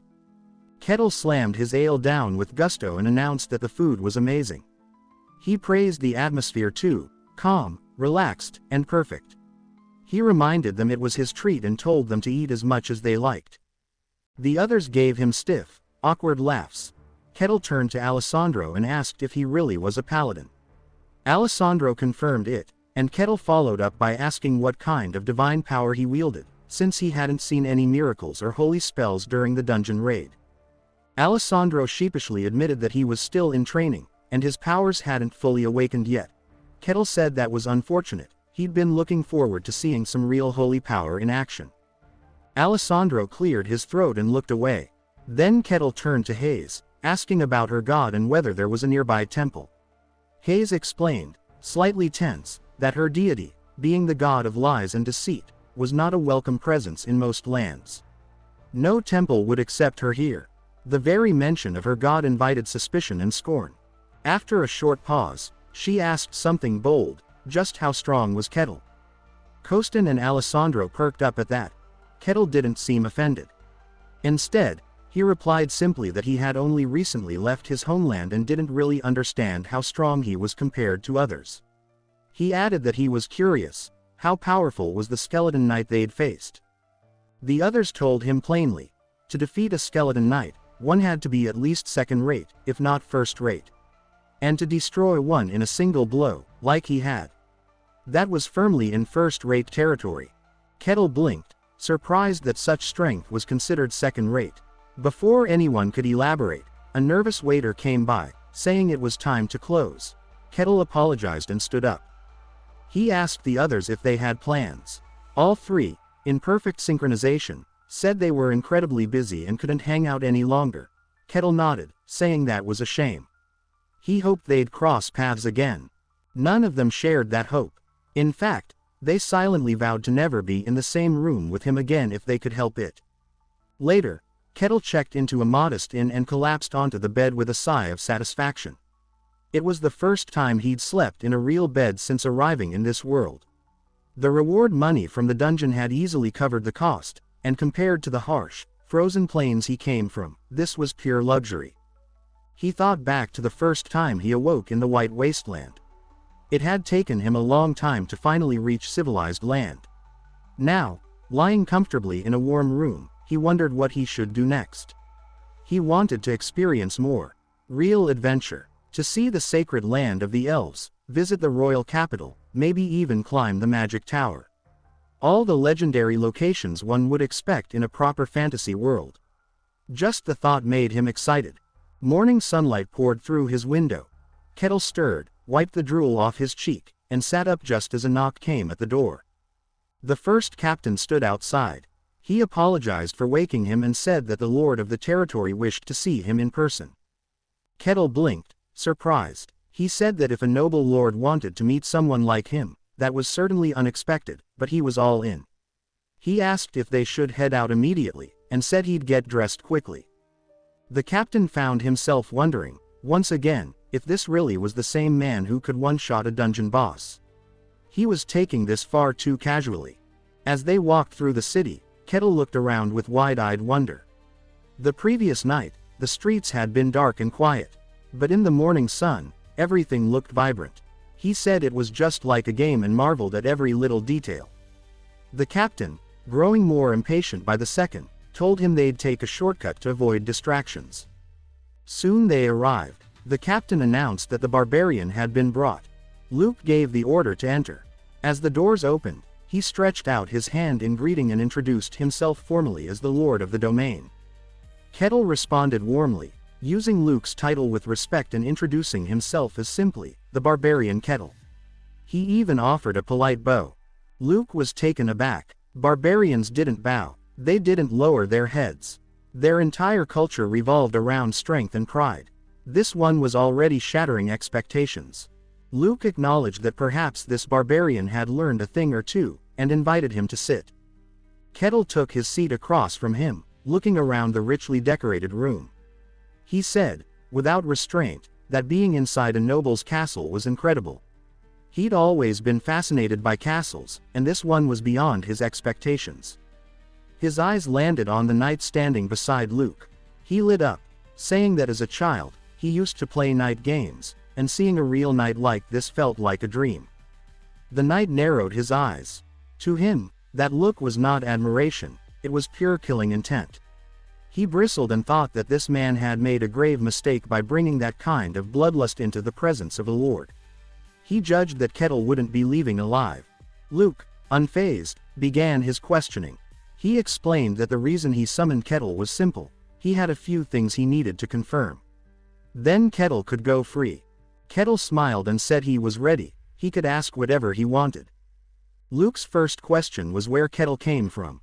Kettle said that was a meaningful question, and answered clearly. He came from the coldest place in the world, a land blanketed in white. Luke and the knight exchanged looks. They realized at once what he meant, the white snowfield. And if that was true, then the man before them was the barbarian of legend. Luke admitted that his words were difficult to believe. Kettle replied that the place he described was miserable, and whether they chose to believe him or not was their decision. Luke nodded slowly and rephrased his next question. He said what mattered wasn't origin, but strength. How powerful was Kettle, really? Kettle looked him in the eye and said that was the wrong question. Because he had no idea how to measure strength in this land, not yet. Luke leaned back in his chair, gaze shifting toward his knight, a silent signal passing between them. Then he turned to Kettle and proposed a sparring match against his knight, promising a generous reward in return. He explained that it wouldn't be a battle to the death, just a measured exchange. He trusted that Kettle could keep it within reason. Kettle laughed in response, his tone cheerful and excited. Luke raised a brow at the unexpected reaction. Most would flinch or show concern when faced with the prospect of dueling a trained knight. But Kettle was grinning ear to ear. To him, the opportunity to spar with a knight, an honest-to-God knight from a fantasy world who wielded aura and mystical skill, was nothing short of exhilarating. It wasn't just a fight.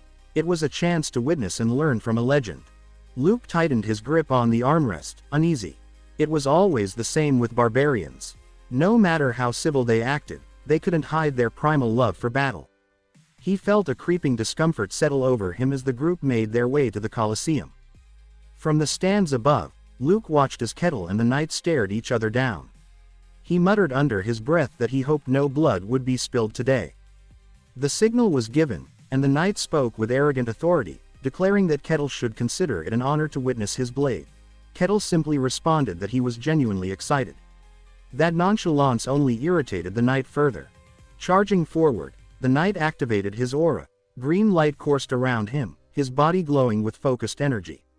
With a single motion, he lunged at Kettle, projecting 3 spectral blades from his sword, all aimed at the barbarian's head. Kettle dodged effortlessly. He said aloud that there were, in fact, 3 blades, and all of them were real. Not illusions. He seemed amused, asking if this strange trick was what the knight referred to as swordsmanship. The knight clicked his tongue, unimpressed. He remarked that while Kettle's evasiveness was surprising, he clearly had no way of countering.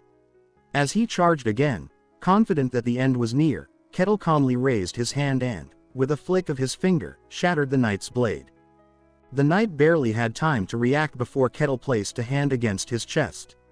With slow, deliberate force, he clenched his fist, crumpling the knight's armor like paper. Then, in a single motion, he hurled him backward, sending him crashing into a wall with a deafening impact. The ground tore beneath him as he skidded to a stop. Luke's eyes widened. His knight, a top-tier warrior, had been dismantled in a single exchange. The arena bore the scars of the blow: a ruined wall, a cratered floor, and a knight collapsed in a heap. Kettle turned to Luke and casually asked if the match was over. Luke struggled for words. He forced a nod and croaked out a yes. Internally, panic took root. For a man to accomplish this in one strike, he had to be superhuman, and that was a conservative estimate. There was no telling how deep his strength ran. If left unchecked, he could very well destabilize the balance of the entire world. Luke decided, in that moment, that this needed to be reported to someone capable of assessing such power, a true swordmaster. He noted aloud that Cain, one of the few worthy of the title, should be arriving soon. Perhaps this would be of interest to him. Back in his chambers, Luke's thoughts were interrupted by a voice. Cain himself spoke, casually asking if Luke was referring to him. Luke turned toward the open window and saw the old man standing there. He sighed, remarking that Cain's habit of sneaking into places remained as distasteful as ever. Cain grinned, saying a man needed some fun. He then asked if this supposedly interesting matter would be explained now or later. Luke stood to greet him formally, referring to him as Lord Cain and thanking him for coming on such short notice. Meanwhile, the knight regained consciousness in the infirmary. His clothes were torn, his armor in pieces, but somehow, his body remained intact. Luke entered, asking how he felt. The knight apologized for his failure. Cain, standing nearby, said that the blame lay with him for allowing his foolish student to face an opponent he couldn't measure. Cain examined the knight and remarked, surprised, that his body showed no injuries, no fractures, not even bruising. The armor was obliterated, yet his flesh was untouched. That meant only one thing. The barbarian had shown restraint. He wasn't just a brute. He had absolute control over his power. That level of precision, combined with such strength, was rare. Cain declared that the barbarian's strength was clearly beyond that of a knight. He was, at minimum, superhuman. Luke and the knight exchanged startled glances. Luke hesitated, then asked, somewhat sheepishly, how Kettle's power compared to Cain's own. Cain responded confidently, the barbarian may be strong, remarkably so, but Cain was a swordmaster. Superhuman strength alone wouldn't be enough to surpass him. Luke let out a relieved chuckle, agreeing. But Cain added something more troubling. He said that, to his knowledge, Kettle hadn't even used aura. That level of destructive ability, without aura, was beyond reason. He wondered aloud if this was simply what it meant to be a barbarian from the White Wasteland. Luke admitted that he had been skeptical at first, but now, he fully believed it. Kettle must be the barbarian of legend. Cain mulled over the tale. A story of a lone human from the frozen lands who was more beast than man. A monster in human skin. He almost believed it, but then he reconsidered. If Kettle were a monster, why would he have spared the knight? Why show mercy at all? He said he must be wrong, and Luke asked what he meant. Cain deflected, saying it wasn't important. There were matters he'd been sent to handle, and strange requests from the Emperor were piling up. Luke nodded, accepting it. Then Cain asked if Kettle was still in the city. Luke said that he believed so. Kettle mentioned staying for a while. Kane turned, stating that he would meet the Barbarian himself. Elsewhere, the first captain sat with Kettle, asking what his next move was. Kettle admitted he hadn't decided yet. He appreciated the reward Luke had given him, but it felt like wandering from territory to territory and clearing dungeons would become tiresome.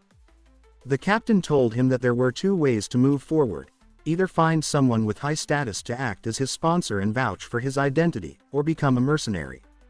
Kettle asked for clarification, and the captain explained that mercenaries, after proving themselves through successful missions, could earn official recognition and status. But until they hit that mark, they were basically just disposable grunts. He added, with a hint of personal experience, that he had once been one himself. He then said that given Kettle's strength, getting a sponsor would be far easier. Kettle was surprised such a path even existed. The captain confirmed that mercenaries were monster hunters, errand runners, and everything in between. But sponsorship, that was a shortcut, if someone powerful enough vouched for him. Kettle asks what the other option is, and the captain tells him that he could become a mercenary. He explains that if Kettle builds up a track record and earns recognition from the guild, his status can be officially acknowledged.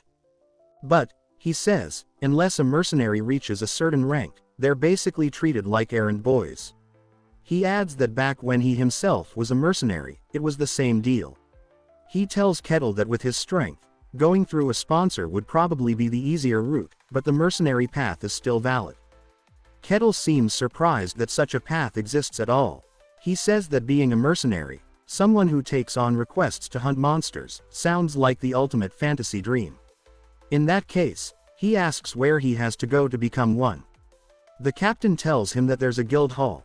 Kettle then says that he would appreciate it if the captain could show him the way.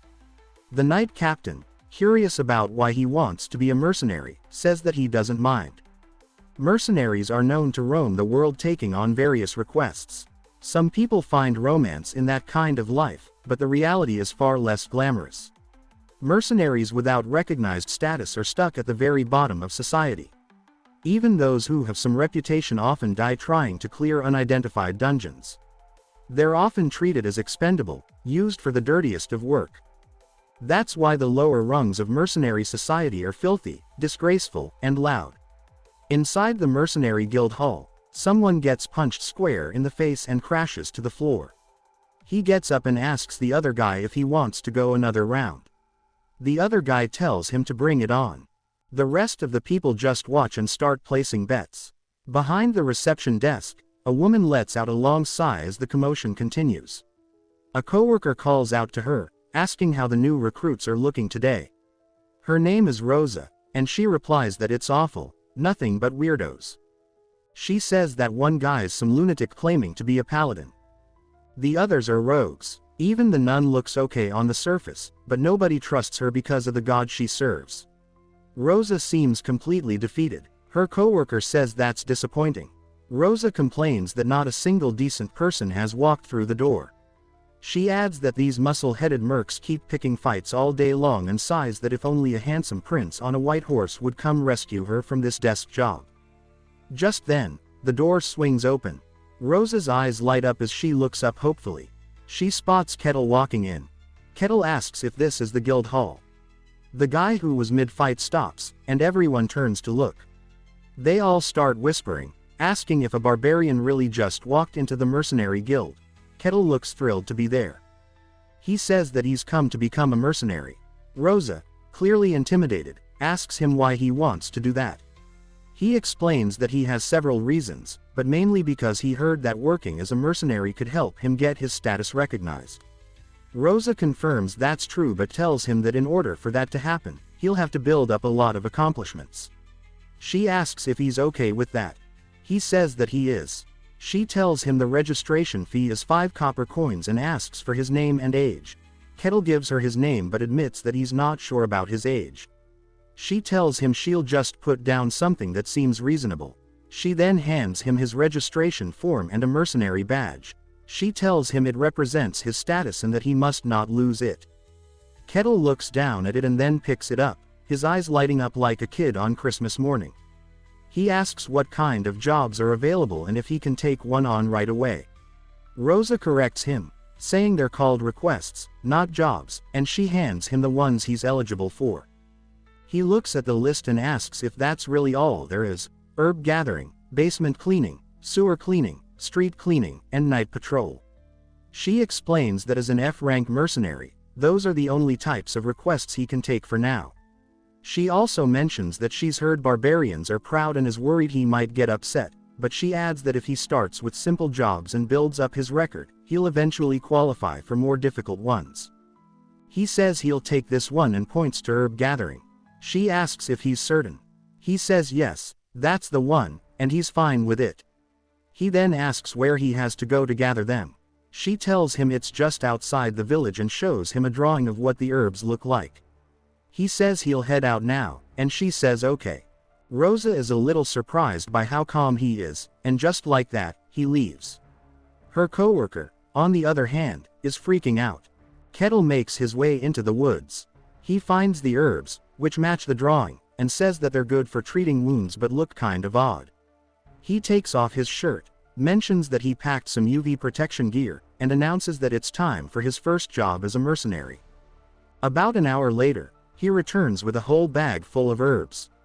He asks if it's enough. Rosa says that's a lot and wonders if he might actually be a criminal mastermind sent to destroy the entire herb field. Then she notices something. Every herb is in excellent condition. Most mercenaries just rip them out like savages, ruining their value. Kettle says that he may not look like it, but he's confident in his delicate touch. Rosa says she understands and thanks him for his hard work. She gives him the reward for completing the request: 1 silver coin. It's barely enough to buy the cheapest meal, but it's the first money Kettle's earned through honest work, and he's ecstatic. He immediately asks for another request. Rosa still can't believe how he's acting, especially since he's a barbarian. Kettle says that the sun is still high, so he'd like to get as much work done as possible. Rosa watches him, wondering why he looks so happy, and quietly concludes that this new guy is definitely a weirdo too. Kettle announces that he's going to take on the next job, mentioning the warehouse cleaning task, but it's clear from the request list that he's already completed several others. Rosa points out that, after gathering herbs, this is actually the third cleaning assignment he's chosen. She muses aloud, wondering if he has a thing for cleaning. She tells him that if he enjoys it so much, he should go right ahead.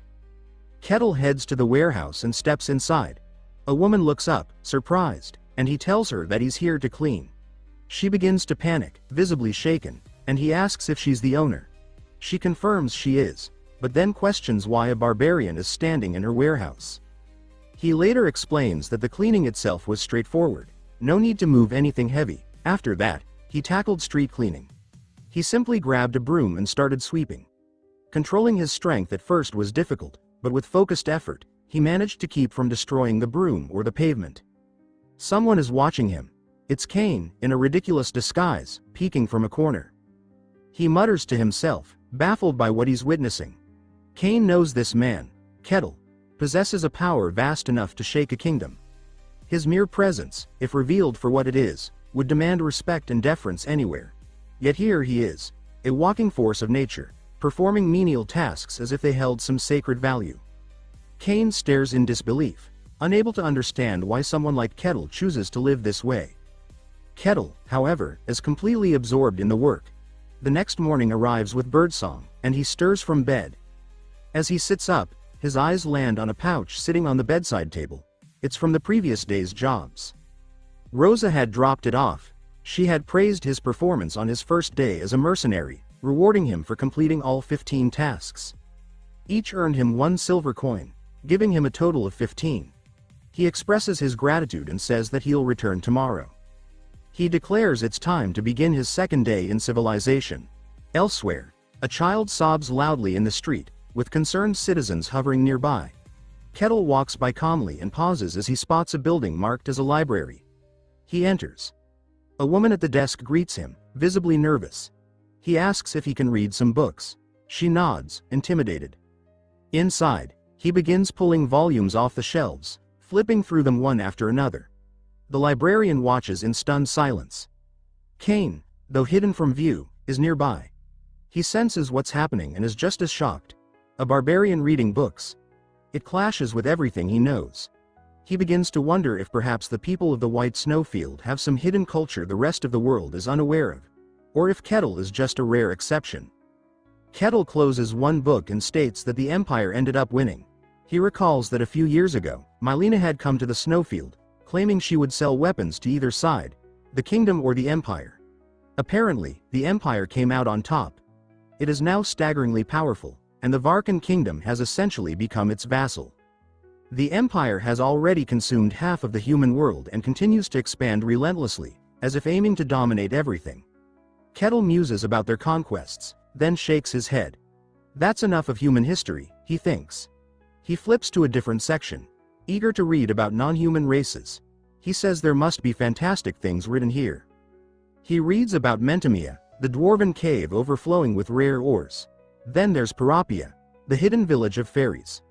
Lega Maria, the floating city of celestials. And Marsilia, the elusive sanctuary of the elves. So hidden that even the most powerful rulers have failed to find it. Kettle comments that, perhaps, he now qualifies as someone worthy to seek it out. His expression changes as he realizes something deeper. He reads about places like the White Snowfield and the Demon Zones, vast, hostile regions that reject human life. There are 5 such zones. The Silent Forest, where all things succumb to silence. The Abyss, which pulls the world into darkness.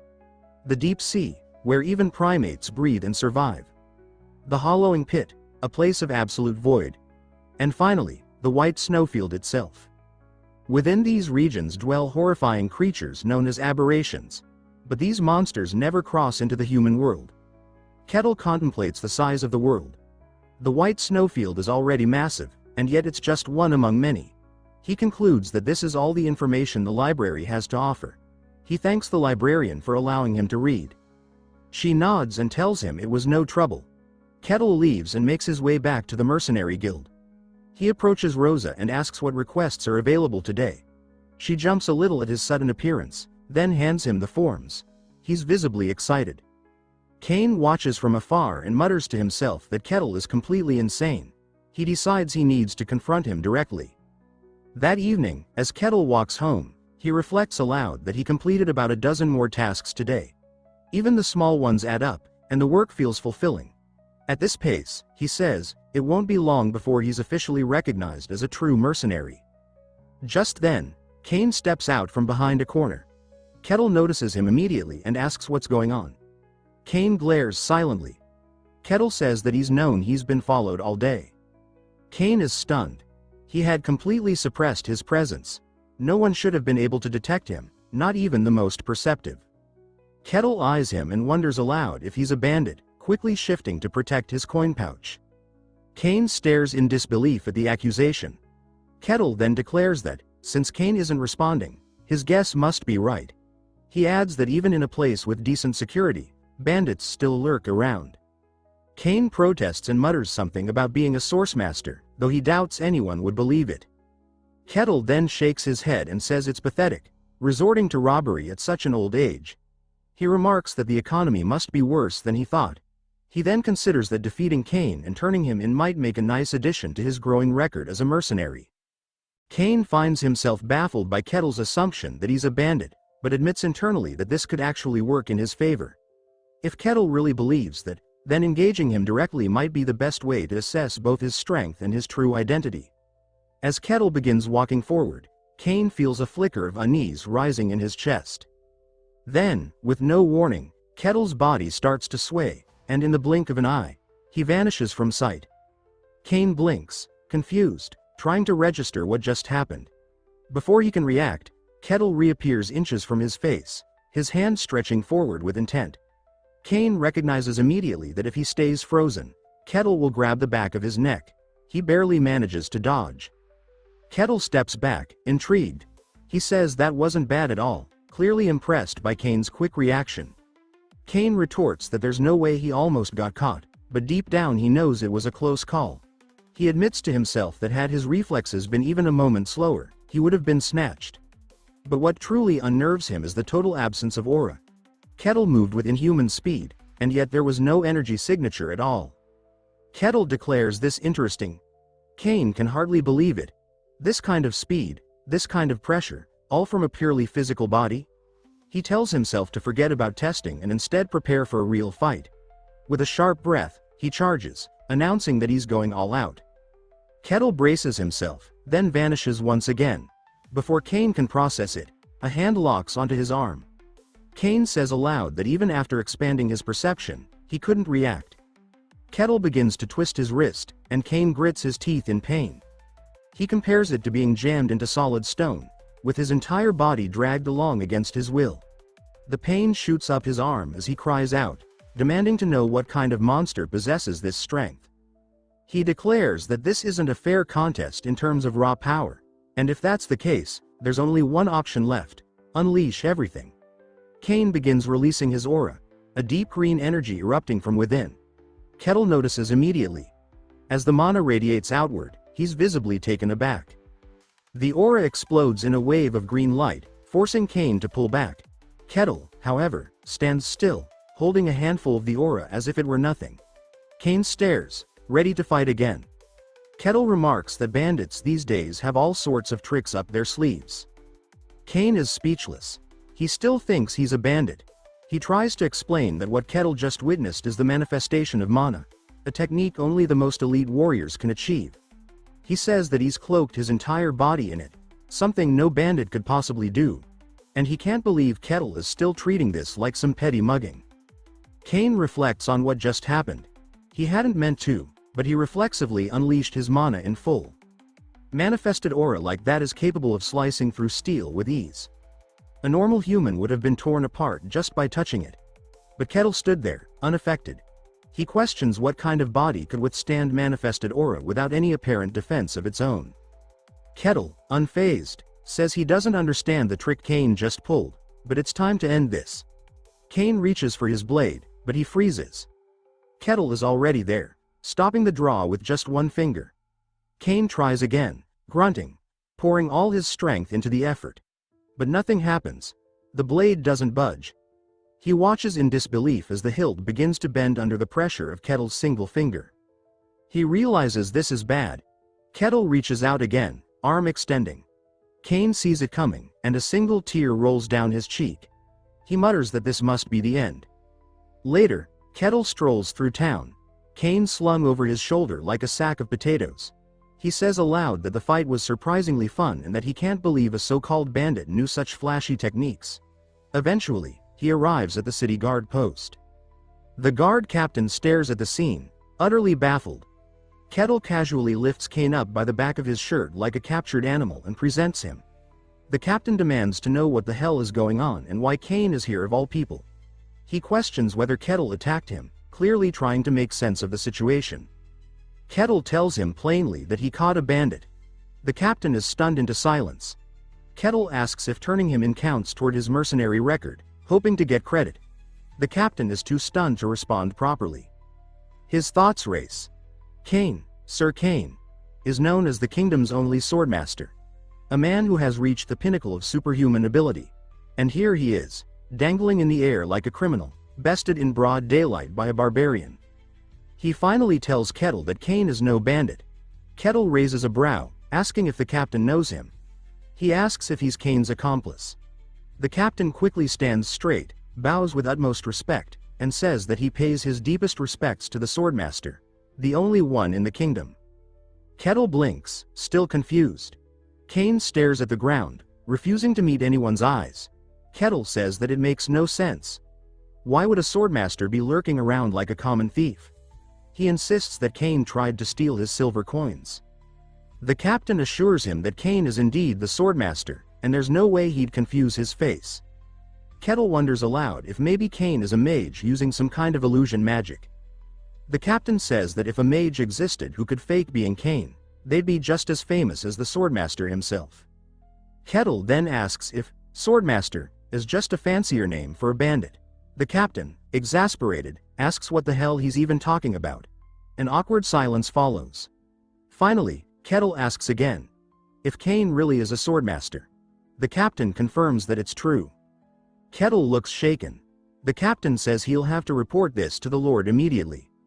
The scene jumps to Lord Luke slamming his desk in disbelief. He shouts, demanding confirmation that Sir Kane actually lost. Later, Kettle apologizes, admitting that he should have given Kane a chance to explain himself. Kane responds that it's his own fault for staying silent. They lapse into awkward silence. Luke tries to make sense of it all. He had expected Kane to confront the Barbarian in a proper duel, not to be utterly defeated. He doesn't know the exact details, but from the look of things, it was a clear loss. Which means the Barbarian is stronger than the kingdom's only swordmaster. He considers the ranking of superhumans. Kane only recently reached that level, so he's likely still at the lower end. Still, being a swordmaster means earning one of the noblest titles in the realm. And Kettle beat him. Luke sighs heavily and mutters that his head hurts. He acknowledges that there's clearly been a massive misunderstanding and decides to excuse himself. He tells the two men that they should probably talk things out properly.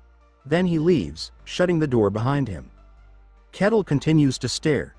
Kane breaks into a nervous sweat. He confesses inwardly that this is beyond humiliating. The defeat wasn't just bad, it was flawless. His pride is in shreds. He places his teacup down, gathering what composure he has left. Then, with dignity, he formally introduces himself. Kettle asks if Swordmaster is his actual surname. Kane responds that once someone reaches his level, surnames no longer matter. Kettle nods, intrigued. He then asks about the technique Kane used earlier. Kane is taken aback that he's interested and produces a small swirl of aura in his hand, asking if that's what Kettle means. Kettle lights up, saying that at first, he dismissed it as some cheap bandit trick, but now that he knows it's a real swordmaster ability, he's eager to learn more. Kane explains that it's called aura, an embodiment of the arcane. Kettle is thrilled, finally seeing arcane energy firsthand in this fantasy world. He immediately asks if Kane can teach him how to use it.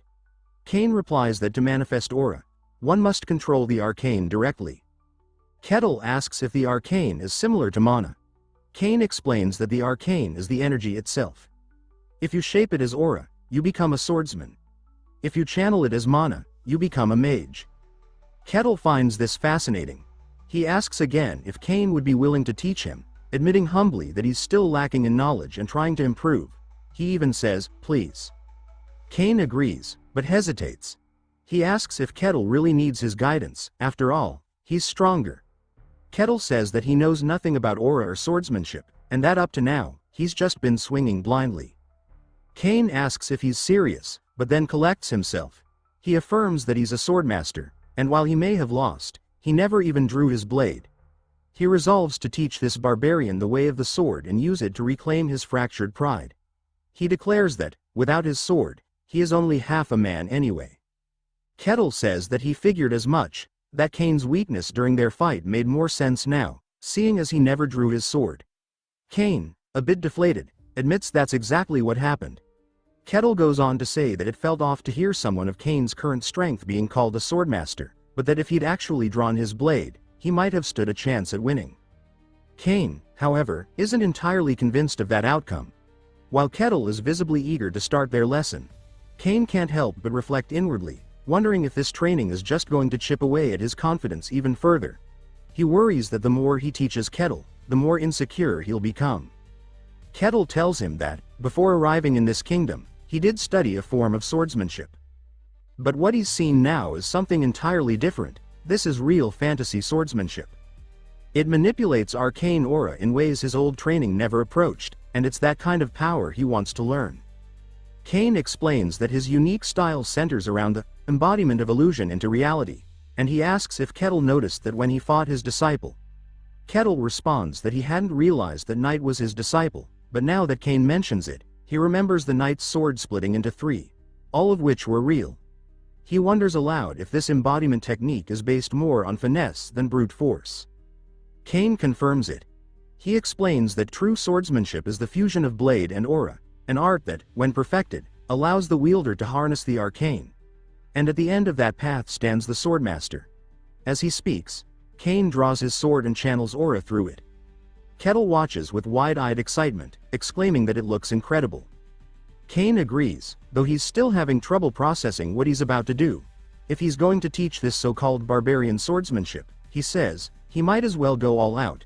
He adds that embodiment of illusion into reality may sound abstract, so he'll demonstrate it instead.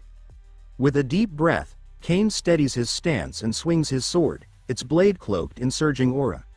The ground shatters under the force of the strike, and then the attack fractures, splitting into 5 separate arcs that shoot across the room and leave destruction in their wake. Kettle is stunned. The trajectory duplicated itself 5-fold, reaching the far walls with frightening precision.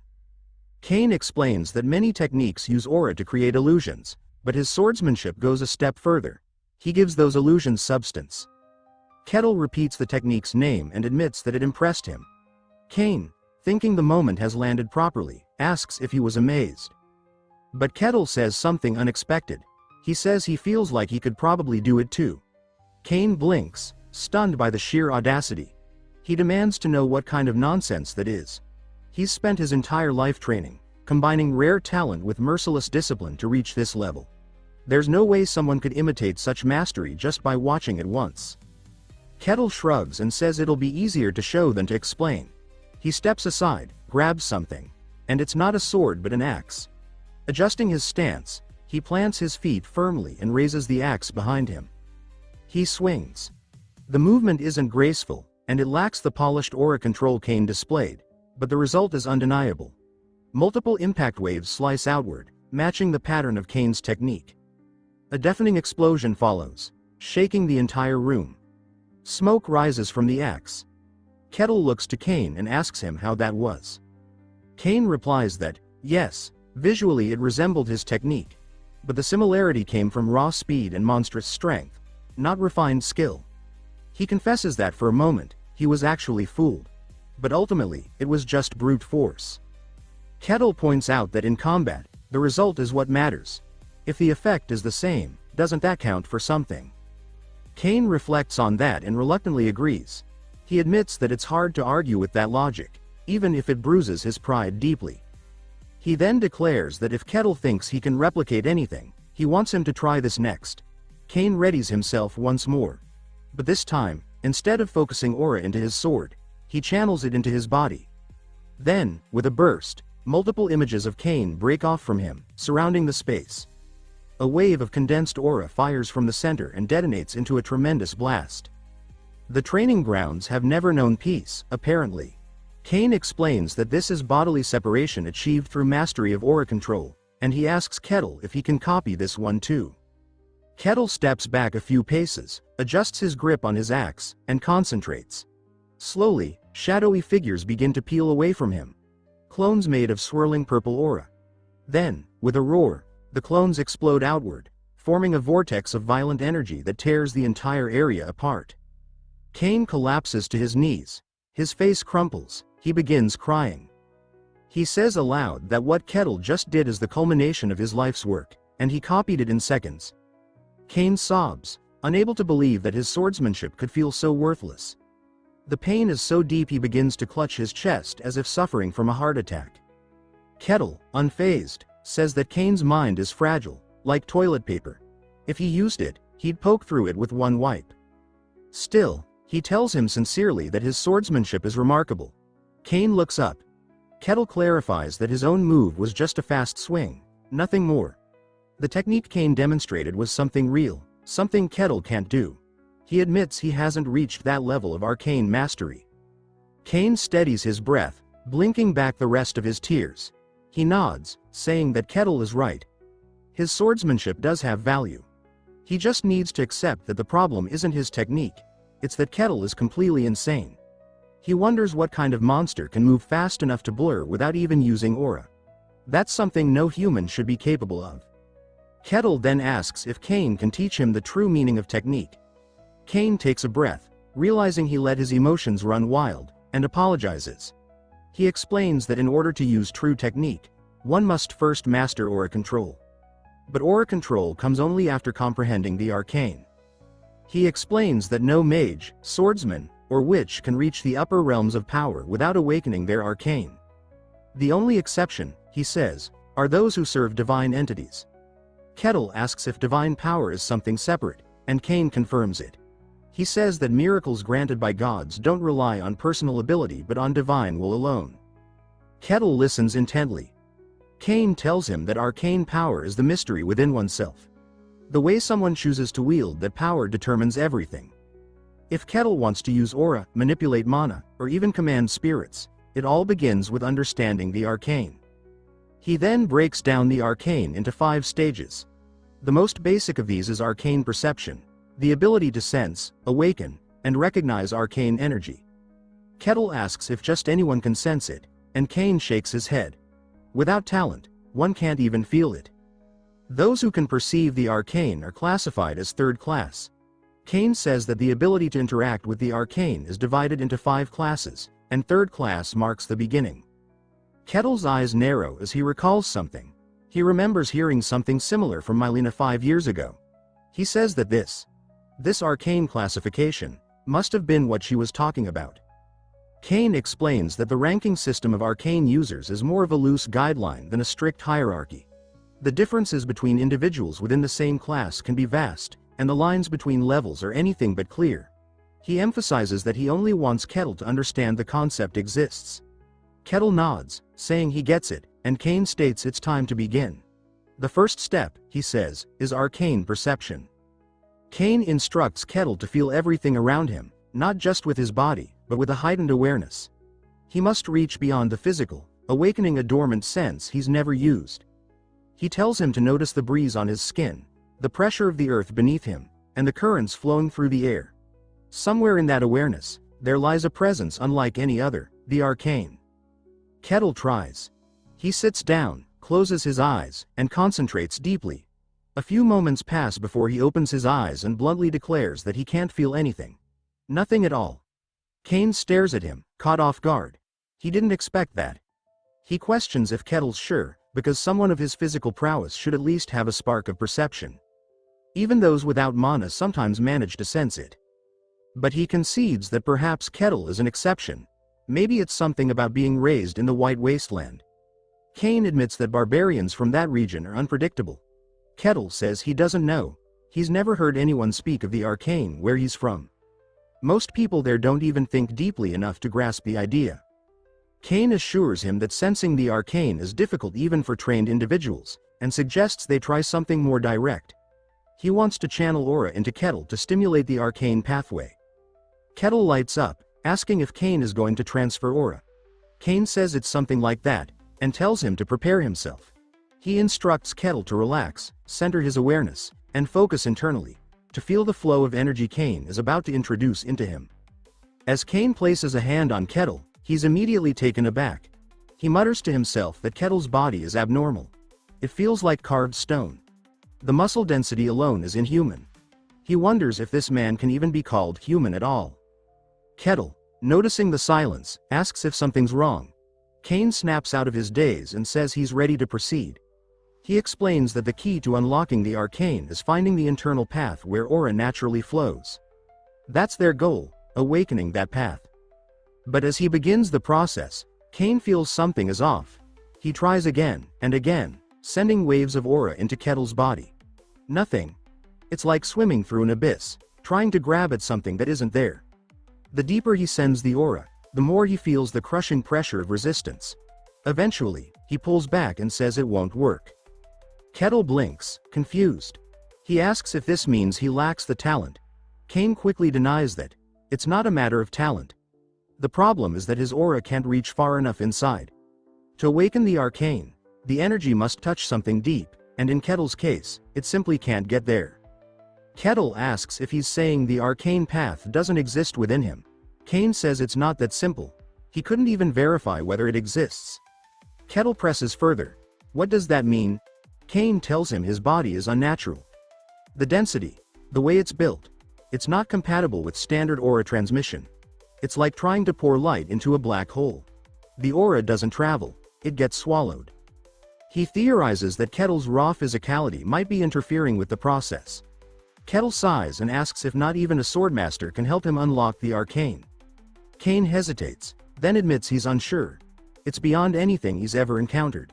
He advises Kettle to seek out a swordmaster who specializes in aura or visit the mage's tower for further evaluation. Either way, he apologizes for failing to help. Kettle shrugs and says it's all right.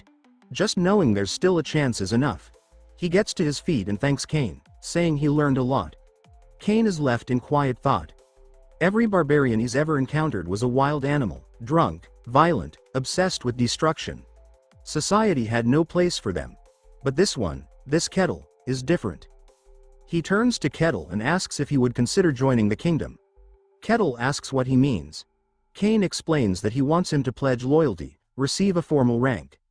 With his strength, he could rise through the ranks quickly, and Kane himself would sponsor him. Kettle says it's an intriguing offer, but he declines. He values his freedom far too much.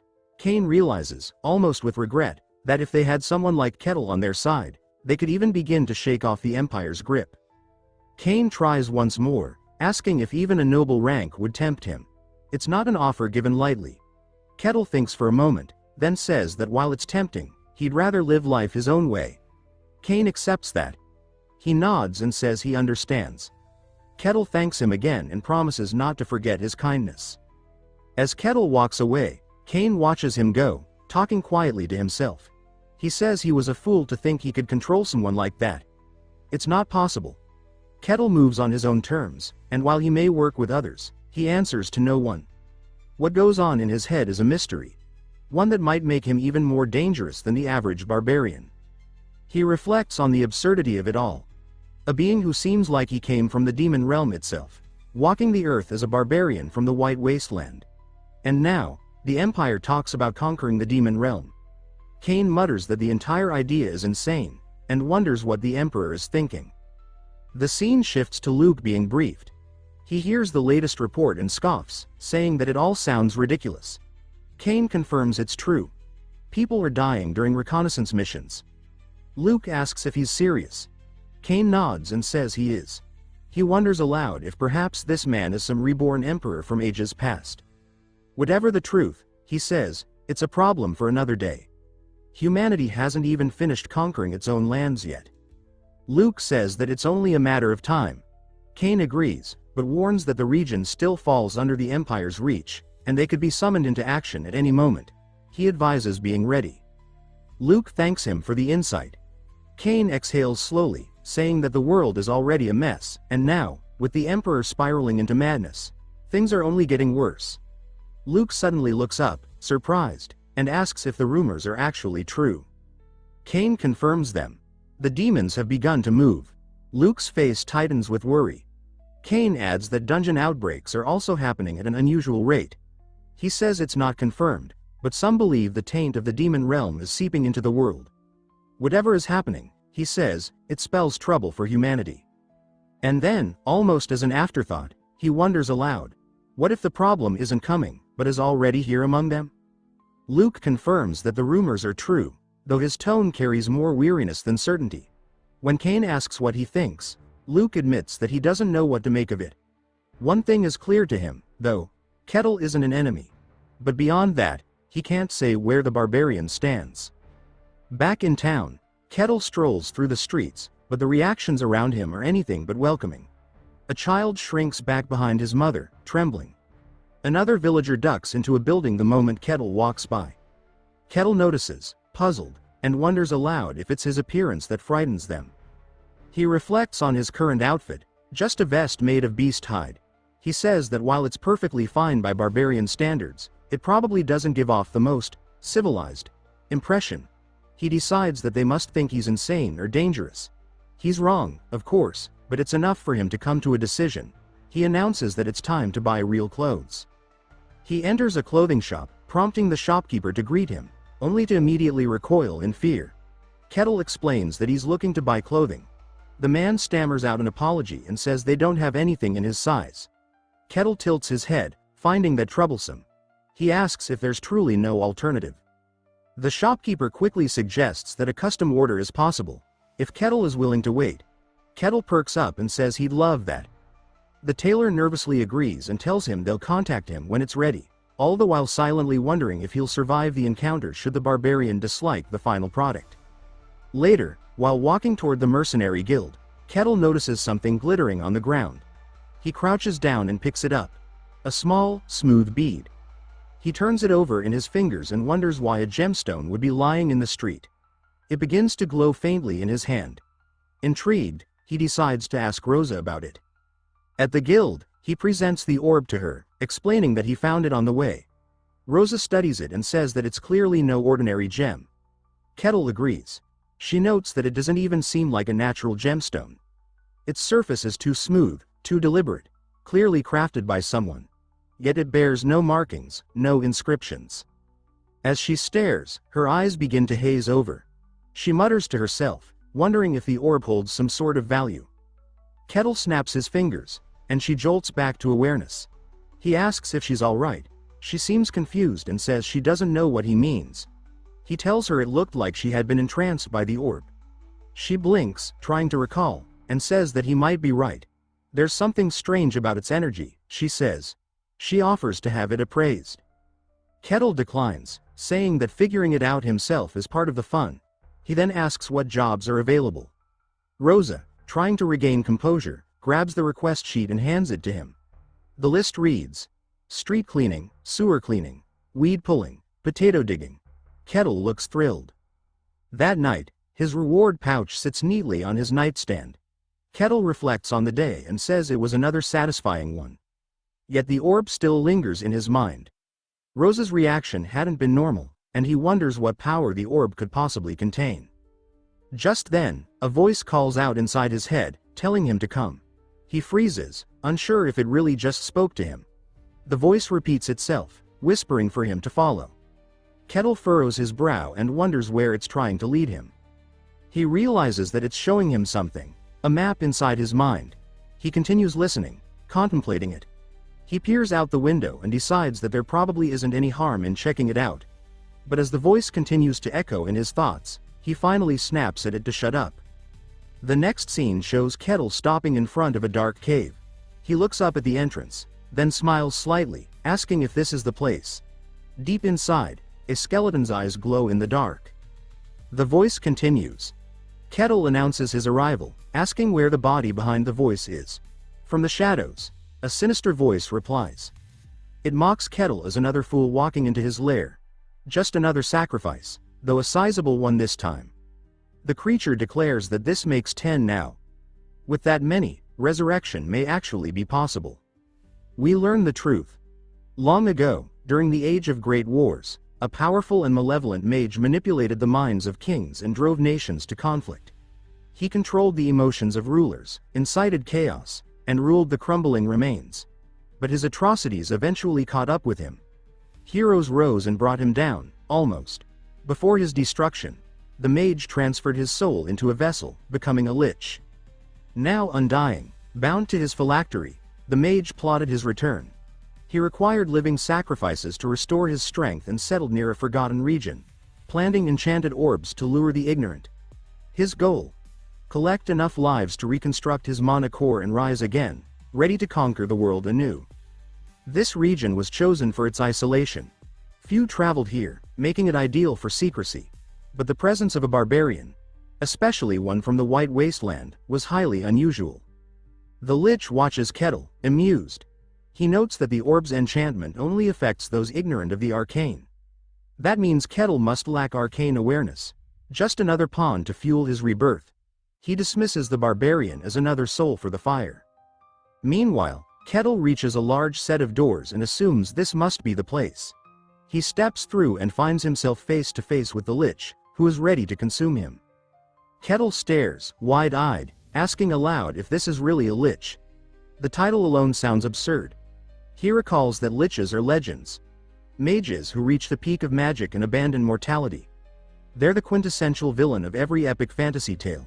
And now there's one standing in front of him. The lich sneers, asking what this barbarian is doing here. Wasn't he supposed to fall under the orb's influence? Kettle laughs, realizing that's how the sacrifices were lured. The lich admits he sensed no arcane from him. He was supposed to be an average fool. But now the lich suspects the barbarian has some mental protection artifact. A powerful one, capable of resisting the orb's pull. He can't imagine how a barbarian got his hands on such an item, but luck must have been on his side. Kettle says he has no such artifact. The lich scoffs, accusing him of lying. If he had succumbed quietly, he could have died painlessly. But now, he says, the barbarian will have to be crushed the hard way. He summons his undead servants. As the skeletons charge forward, Kettle grins and says that stumbling into a dungeon with a real lich might be the best encounter he's had yet. The first skeleton leaps, and Kettle casually smashes its skull with one swing, reducing it to powder. The lich watches in disbelief. Kettle remarks that the skeletons are flimsy, far weaker than he expected. The lich scowls, threatening to rip off his limbs and keep him alive just enough for the ritual. He summons a dozen more skeletons and orders them to cut Kettle down. Kettle sighs and cracks his knuckles. As they rush him, he knocks one into the air, smashes another into the ground, slams a third with a high kick, and bulldozes through the rest with brute force. The lich is frozen, speechless. Kettle casually observes that, just as Cawson once told him, destroying the head works fine. But still, for a lich, he's disappointed. No Death Knight, no necrotic horrors, not even a summoned abomination. Just skeletons? The lich, Cardos, seethes with frustration, muttering that he's had enough of playing nice. His staff begins to radiate with a fierce, unnatural glow, and the cavern trembles as he calls forth something stronger, something meant to end this nonsense. From the darkness, a heavily armored skeleton knight emerges, summoned by Cardos himself. Kettle's eyes widen slightly with recognition. He says that it's been a while since he saw one of these. But considering it was conjured by a lich, he remarks that it might be a bit more dangerous and interesting. Cardos stretches his bony hand toward the knight and commands it to kill. The undead champion surges forward without hesitation, sword drawn, eyes glowing with magical fire. Kettle tightens his stance, muttering that a lich-forged skeleton knight should be different, stronger. As the knight approaches, it raises its weapon for a cleaving strike. Kettle responds first, driving his fist straight into its torso. The blow sends the knight crashing into the far wall with such force that its armor explodes into shards on impact. Dust clouds swirl, and from the rubble, the skeleton knight drags itself back into view, crawling. Kettle, watching, admits it's tougher than the rest. The lich, seeing his minion damaged but still operational, unleashes the knight's full mana reserves. Arcane power bursts around it, and the knight launches itself forward once more, now faster and more deadly. Kettle stands his ground. As it charges, he narrows his eyes and, unimpressed, comments that this is a bit underwhelming for Lich's creation. He steps into the attack and smashes the knight in the head, sending it hurtling backward again in another thunderous explosion. Cardos waits, watching the dust for movement, but this time, the knight doesn't rise. Kettle casually steps on its outstretched hand and declares that while unusual, it wasn't anything special in the end. He asks the lich if that was all he had. Cardos stares, stunned. He says he still senses no arcane from Kettle, no magic signature, no protective artifact, not even residual mana. Which means Kettle took down a fully enhanced skeleton knight using nothing but raw physical force. The lich admits that he doesn't even know if such a thing is possible, and concedes that Kettle must be something different. Then, with chilling resolve, Cardos raises his staff and declares that he'll handle this personally. The cavern begins to darken, shadows pressing in, until only the red glow of Cardos's eyes remains visible. Kettle, thrilled by the shift in atmosphere, smiles and asks if this means the real fight is finally beginning. The lich says that Kettle will pay the price for trespassing in his sanctum. Kettle shrugs, remarking that he only came because the orb led him here, and assumed Cardos was behind it. The lich confirms it. The orbs were his traps, spread across the land to lure in sacrifices. Kettle, like the others, had simply taken the bait. Cardos raises his staff higher, grandly proclaiming his title, the mighty sorcerer who toppled 5 kingdoms, who fought legendary heroes, who ruled with fear. He announces his name in full, Cardos Branilius Kessis. Kettle blinks, unimpressed, and wonders aloud why everyone in this world has such long, dramatic names. Ignoring the comment, Cardos casts his signature spell. The air distorts as a strange energy swirls from his staff, targeting Kettle. This is no mere attack, it's a psychological curse, a spell crafted to manipulate the deepest emotions. It surfaces a victim's darkness, traps them within it, and leaves them mentally paralyzed. A signature move from Cardos, honed to perfection over centuries. It consumes almost no mana and breaks nearly every mind it touches. Cardos laughs, stating that a barbarian without arcane resistance stands no chance. He plans to capture Kettle for study. The skeleton guards rise again, and Cardos commands them to seize the barbarian. But as the skeletons advance, Kettle steps forward, and his eyes are clear. Without hesitation, he kicks one of the skeletons into the air, shattering it into dust. Cardos stares, aghast, as another explosion rocks the room. He mutters that the spell should have worked flawlessly. Kettle turns to him and asks if he seriously thought he could trap him with that weak trick, and if he's really going to send more skeletons again. He says it's honestly getting boring. Cardos, desperate, insists that humans are driven by emotions. Even the strongest of them are haunted by some inner darkness. But this barbarian, should not be immune. And yet, he is. Cardos watches as Kettle effortlessly walks through more skeletons, dismantling them with ease. Then Kettle asks if he knows how to cast something more exciting, like a fireball. The Lich bristles with rage. He declares that comparing his spells to basic magic is an insult. If that's what Kettle wants, then he will receive something greater. Cardos begins a deep incantation, summoning a dark entity within a glowing orb. He says this spell will engulf the world in chaos and unravel clarity itself.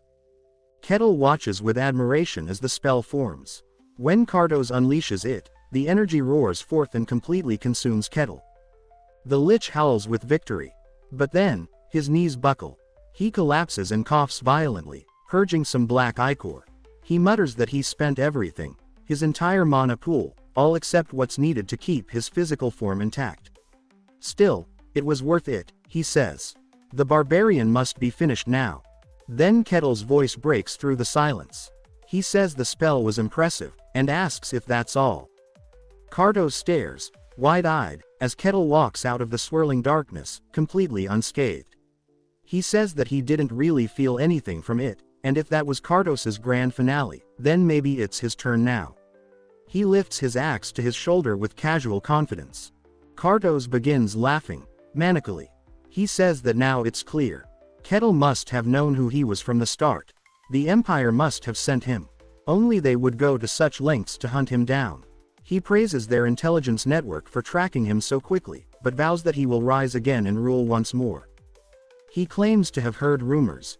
Deep within the Empire lies a human breeding ground, a facility that produces elite warriors, each forged for a specific purpose. He says Kettle must be one of them, an assassin blade forged to kill him. Cardos shrieks that even so, he will defy fate. He will destroy the Empire, burn its armies, and reclaim his throne of darkness. As the final act begins, Cardos summons a spiritual artifact, a ghostly vase.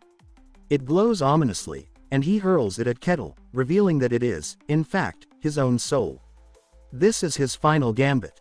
Cardos intends to possess Kettle's body, to devour his mind from within.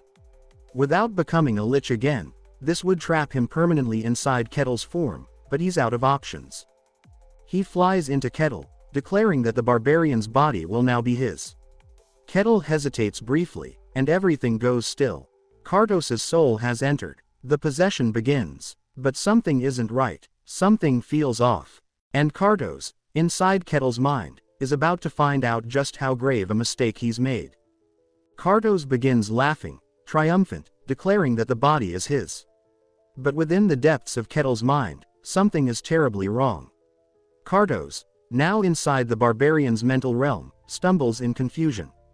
He mutters that he's never seen anything like this. Everything is warped, disjointed, hostile, unnatural.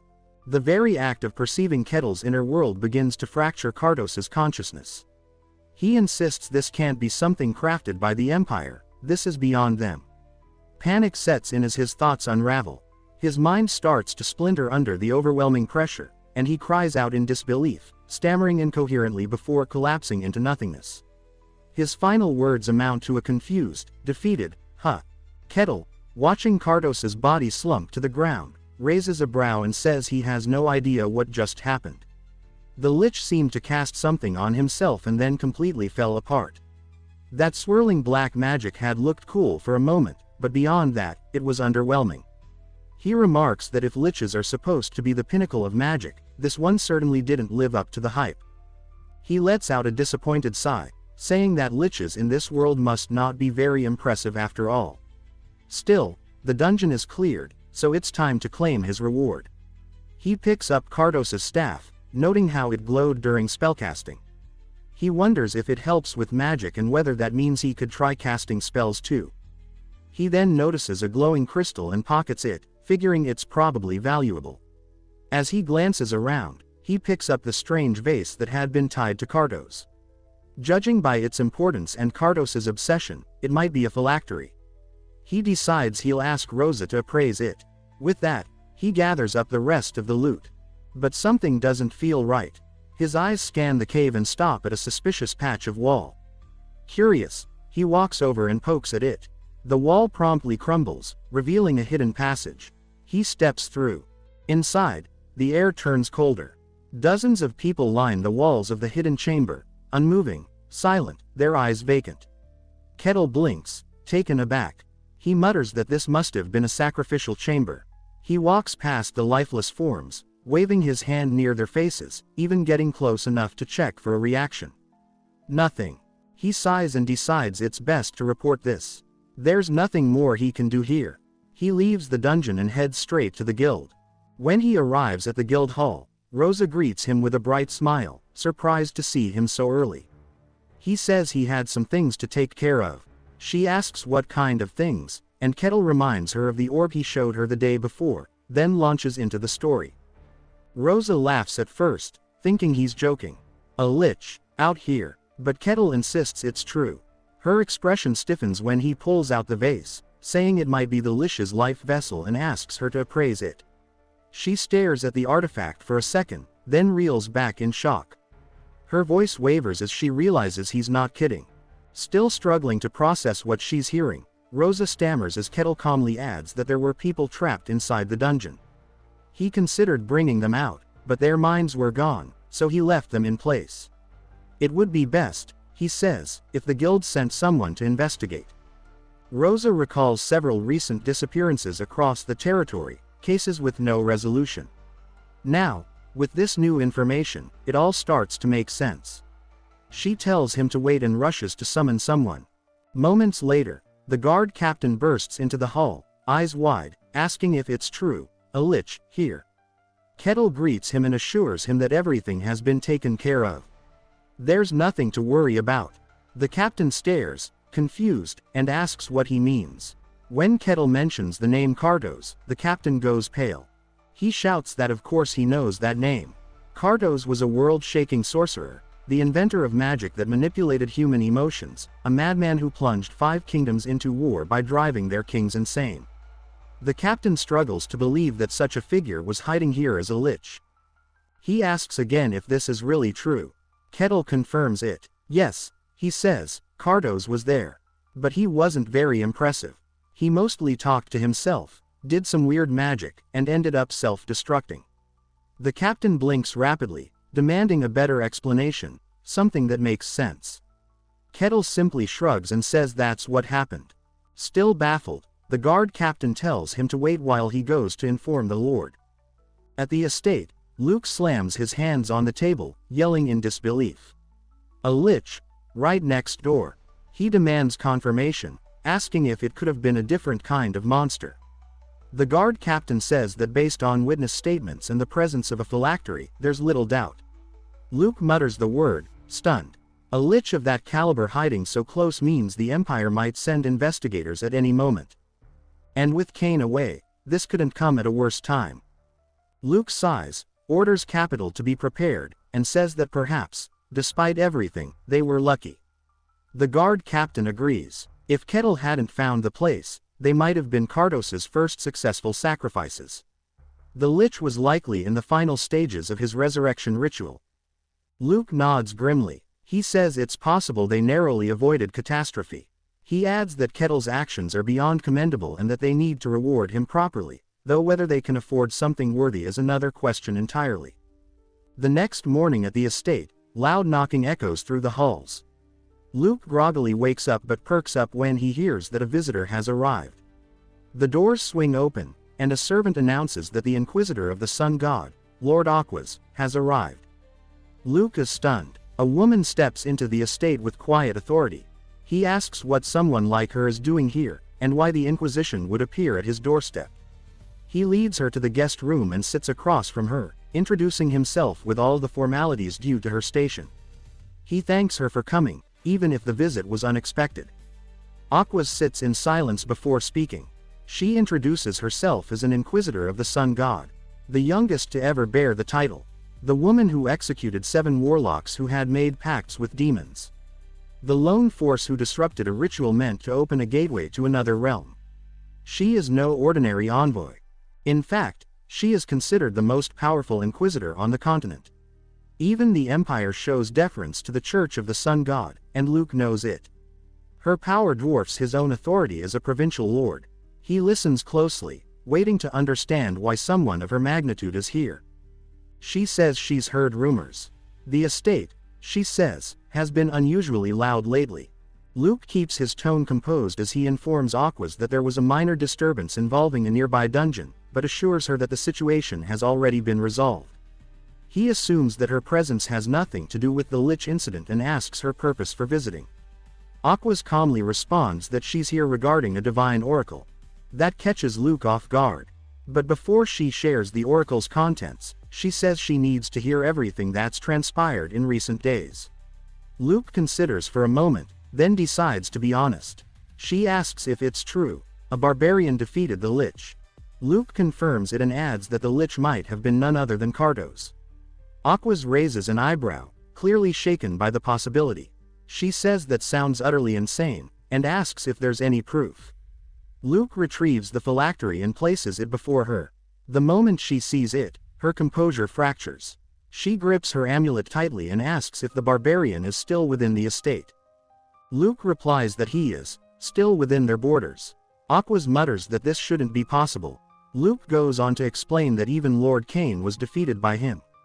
Aquas takes a deep breath, saying that this confirms it. A new power has emerged. She asks what tribe he belongs to. Luke tells her the barbarian claims to be from the White Wastelands. That stuns her further. She remarks that something born in the demon-infested north shouldn't be able to leave it so easily.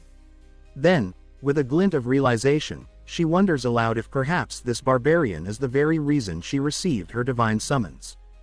Luke leans forward slightly and asks what she means. Aquas says she would prefer to speak to the barbarian directly. Elsewhere in town, at the inn he's staying at, Kettle is squinting at a strange magical stone, trying to figure out how it works. He remarks that it looks like some kind of support artifact, probably used by mages. He makes a mental note to ask an actual magic user about it later. Then he remembers something, the appointment.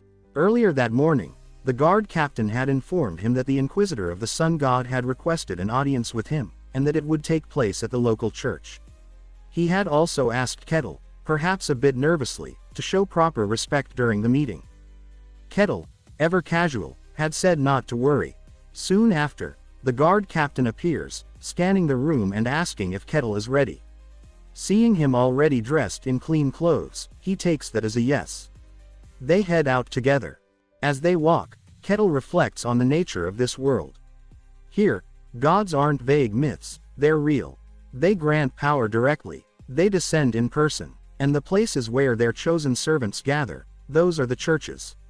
This, he muses, is what sets a fantasy church apart. They arrive at a towering cathedral, its spires gleaming in the sun. Kettle is visibly impressed, saying it looks amazing. The guard captain says someone will guide him once inside, and Kettle thanks him before stepping through the doors. Inside, the hall is filled with warm golden light and towering stained glass windows. The scent of incense lingers in the air. A few sisters approach and greet him with courtesy, informing him that the Inquisitor is waiting. They offer to escort him to the private chamber. Kettle agrees without hesitation. Inside the meeting room, Aquas rises to greet him. She introduces herself with the weight of formality, and Kettle responds in kind. He notes how young she is, and compliments her on what must be extraordinary capability. He smiles. Aquas notices the smile and pauses, asking what it means. Kettle simply asks why she wanted to meet with him, a question that seems to briefly catch her off guard. She looks down and says it concerns recent events. She begins to recount what she knows of Kartos, the sorcerer who committed unspeakable crimes, manipulated rulers, brought kingdoms to ruin, and eventually transcended death to become a lich. She says that only legendary heroes could challenge such a force. Kettle nods and replies that he's heard about all that, but what he saw was a lich flailing around, talking to himself, and ultimately imploding.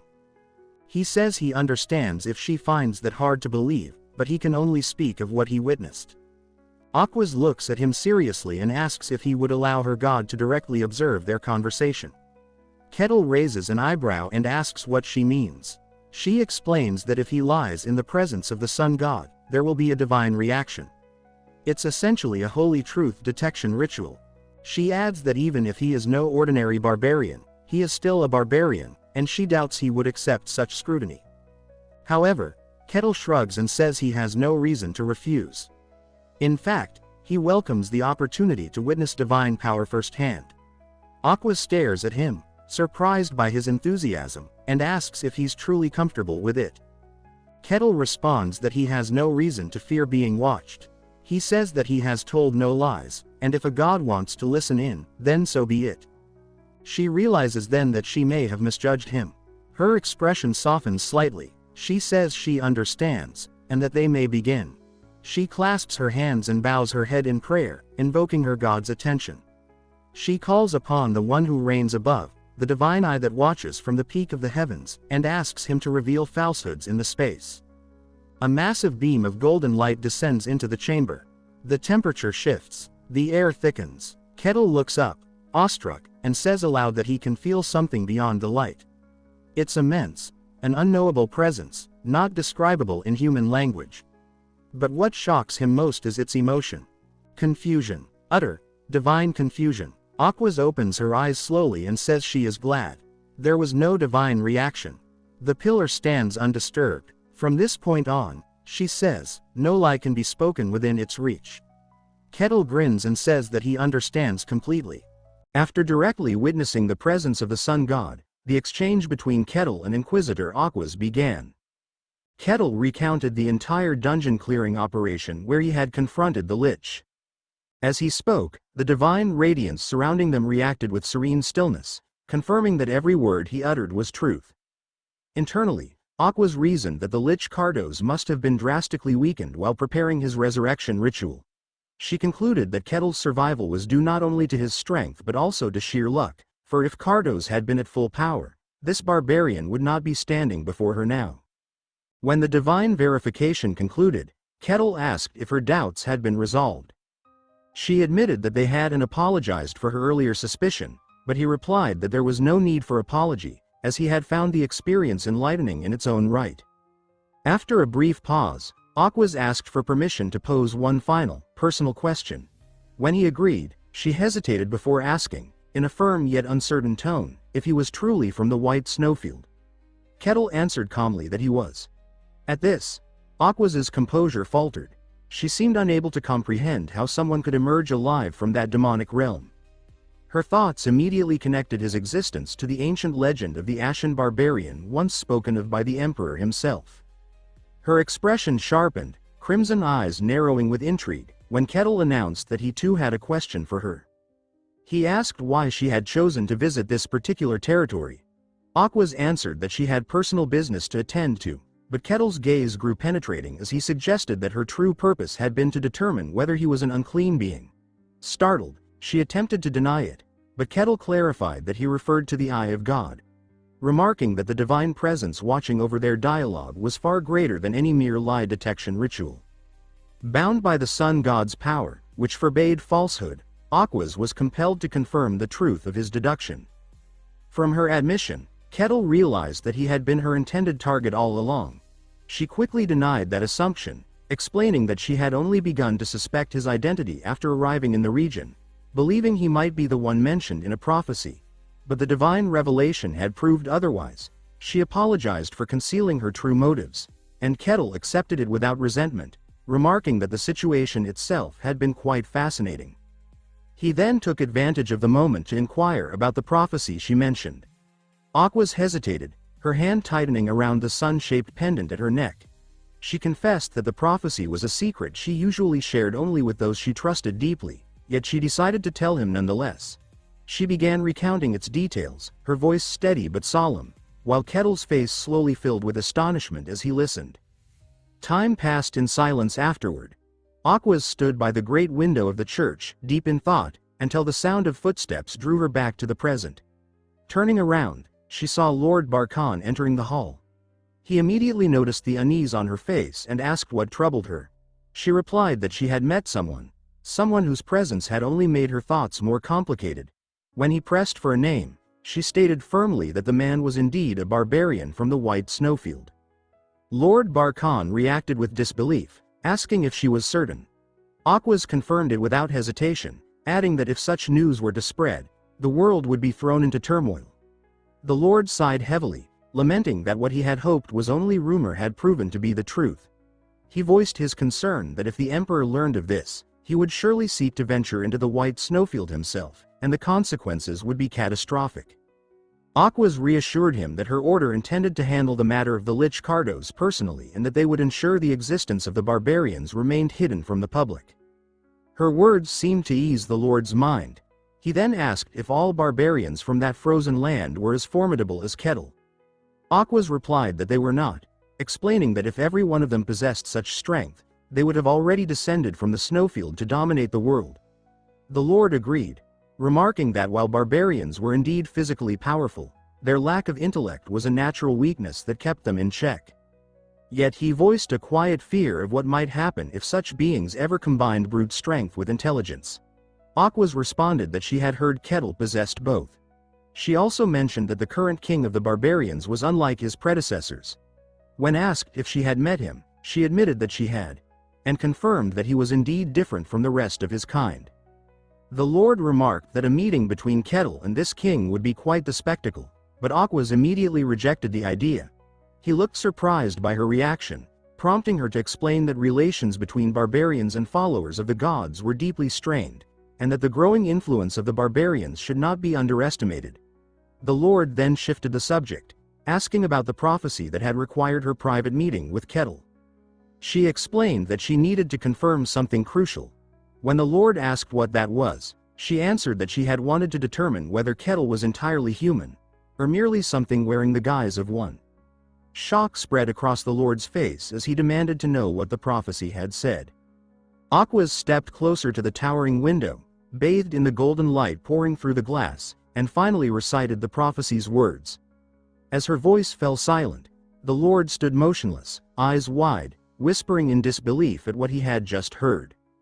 Later, Lord Barkan summoned Kettle once more. Kettle mentioned that, thanks to the Lord's earlier support, his affairs in the territory were proceeding smoothly, then asked why he had been called again. The Lord replied that there was something he needed to convey to him, something befitting his position as ruler of the land. Though Kettle's expression showed mild disinterest, the Lord went on, explaining that he had prepared a reward in recognition of Kettle's service in saving the territory. At his command, a guard entered the chamber, carrying a small leather pouch, which he placed before Kettle. The barbarian raised an eyebrow in surprise at such a modest-looking item. The Lord explained that this was no ordinary pouch, urging him to inspect it for himself. Kettle lifted it, turning it in his hands, already sensing that something about it was unusual. The Lord told him to open it and see, revealing that it was a magical artifact, specifically, a bag-type relic.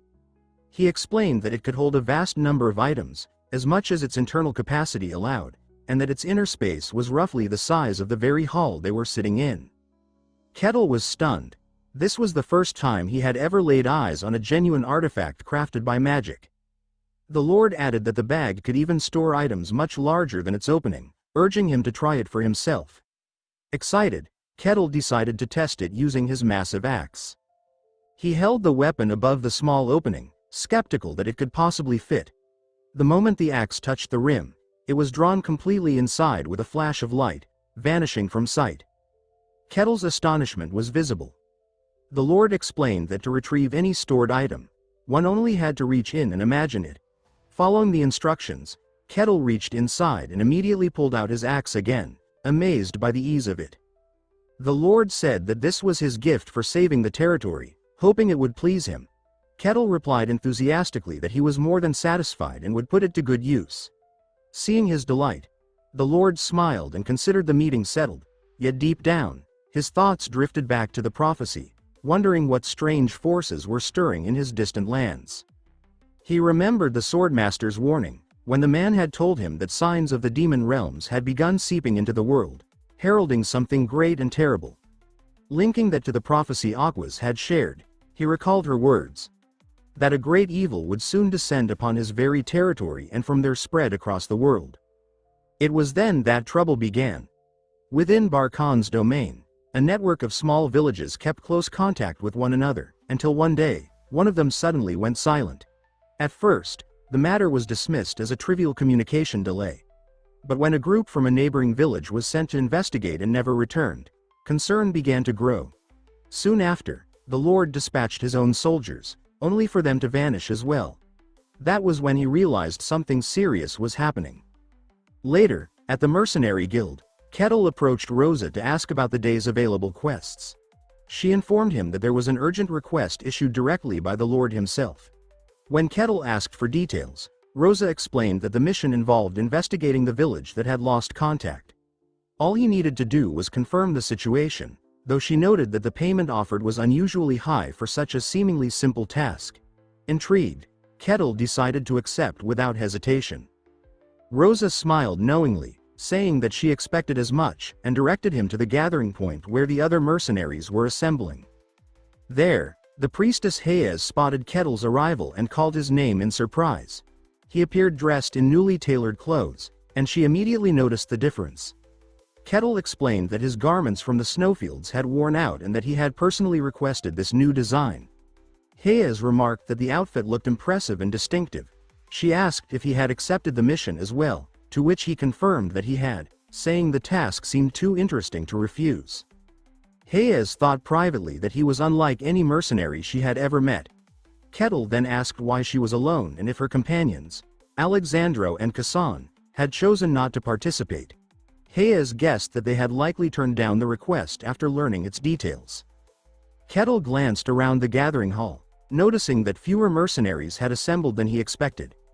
A mission offering such high pay should have attracted a large number of adventurers, yet fewer than 10 people were present. Hayes explained that despite the mission's simple description, it carried a hidden danger.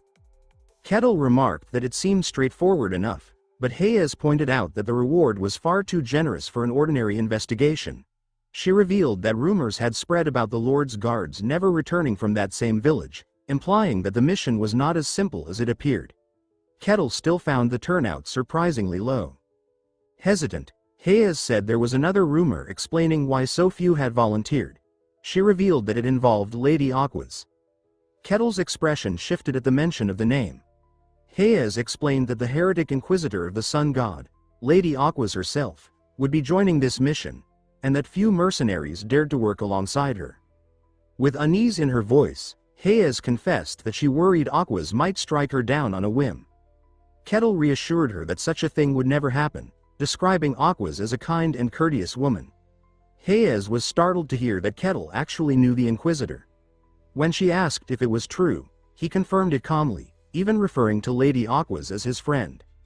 Hayes stood frozen, unable to process what she had just heard.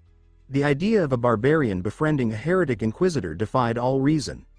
Before she could dwell on it further, Kettle noticed Aquas arriving at the gathering point and greeted her warmly, saying it was good to see her again. Aquas replied coolly that she did not recall ever becoming his friend. Kettle laughed, brushing off her coldness with ease, and said that they might as well start being friends from that moment on. Aquas ignored his light-hearted remark and swiftly shifted her attention toward Hayes, who stood beside him. She asked if Kettle's companion was also a follower of another god. Kettle appeared mildly surprised that Aquas recognized Hayes at all. Aquas questioned why Hayes was there, explaining that, to her knowledge, followers of Lady Calusia were currently in a resting season and that only senior members were typically permitted to be active during such a time. A faint suspicion flickered across her face before she dismissed it, saying she must be mistaken since she could not possibly know every detail about every divine order. Before Hayes could respond, the guard captain arrived with his soldiers. Kettle immediately recognized the man and greeted him with his usual enthusiasm, commenting that it was good to meet again. Aquas remained calm and composed beside him, while Hayes watched them both with an uneasy expression, uncertain of what kind of bond existed between these unlikely individuals. The captain addressed all gathered mercenaries, welcoming them formally and confirming that all participants were present. Once satisfied, he announced that it was time to depart. Kettle remarked with faint sarcasm that their assembly felt more like a military unit marching off to storm a fortified fortress. Then, with sudden seriousness, he asked if Aquas's quick response to this mission meant that the moment spoken of in the prophecy had arrived. Aquas answered in her measured tone that she could not say for sure, as the divine signs had revealed nothing specific about when such an event would occur. She explained that all they knew for certain was that the village had been completely and suddenly cut off from contact. Kettle deduced aloud that if nothing else, this event could indeed be the one foretold. The words of the prophecy, that an unfathomable evil would descend upon the world, echoed in his mind.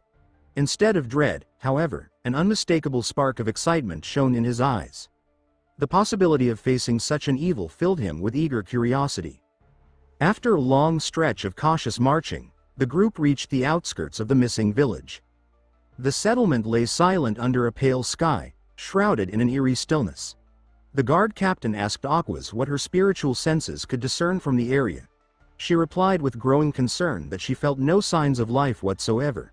It was as though every soul had been erased from existence. The captain speculated that perhaps the villagers had simply fled in fear of something, and he ordered his men to spread out and search for any clue that might explain their disappearance. Kettle and Hayes agreed without hesitation and began moving through the silent streets. The captain noted that the village was small, likely home to no more than 100 people, and reasoned that such a community could not vanish completely without leaving a trace. Convinced that some evidence must remain, he commanded a thorough search to begin at once. Before long, one of the mercenaries shouted from inside a wooden hut, claiming to have found something unusual.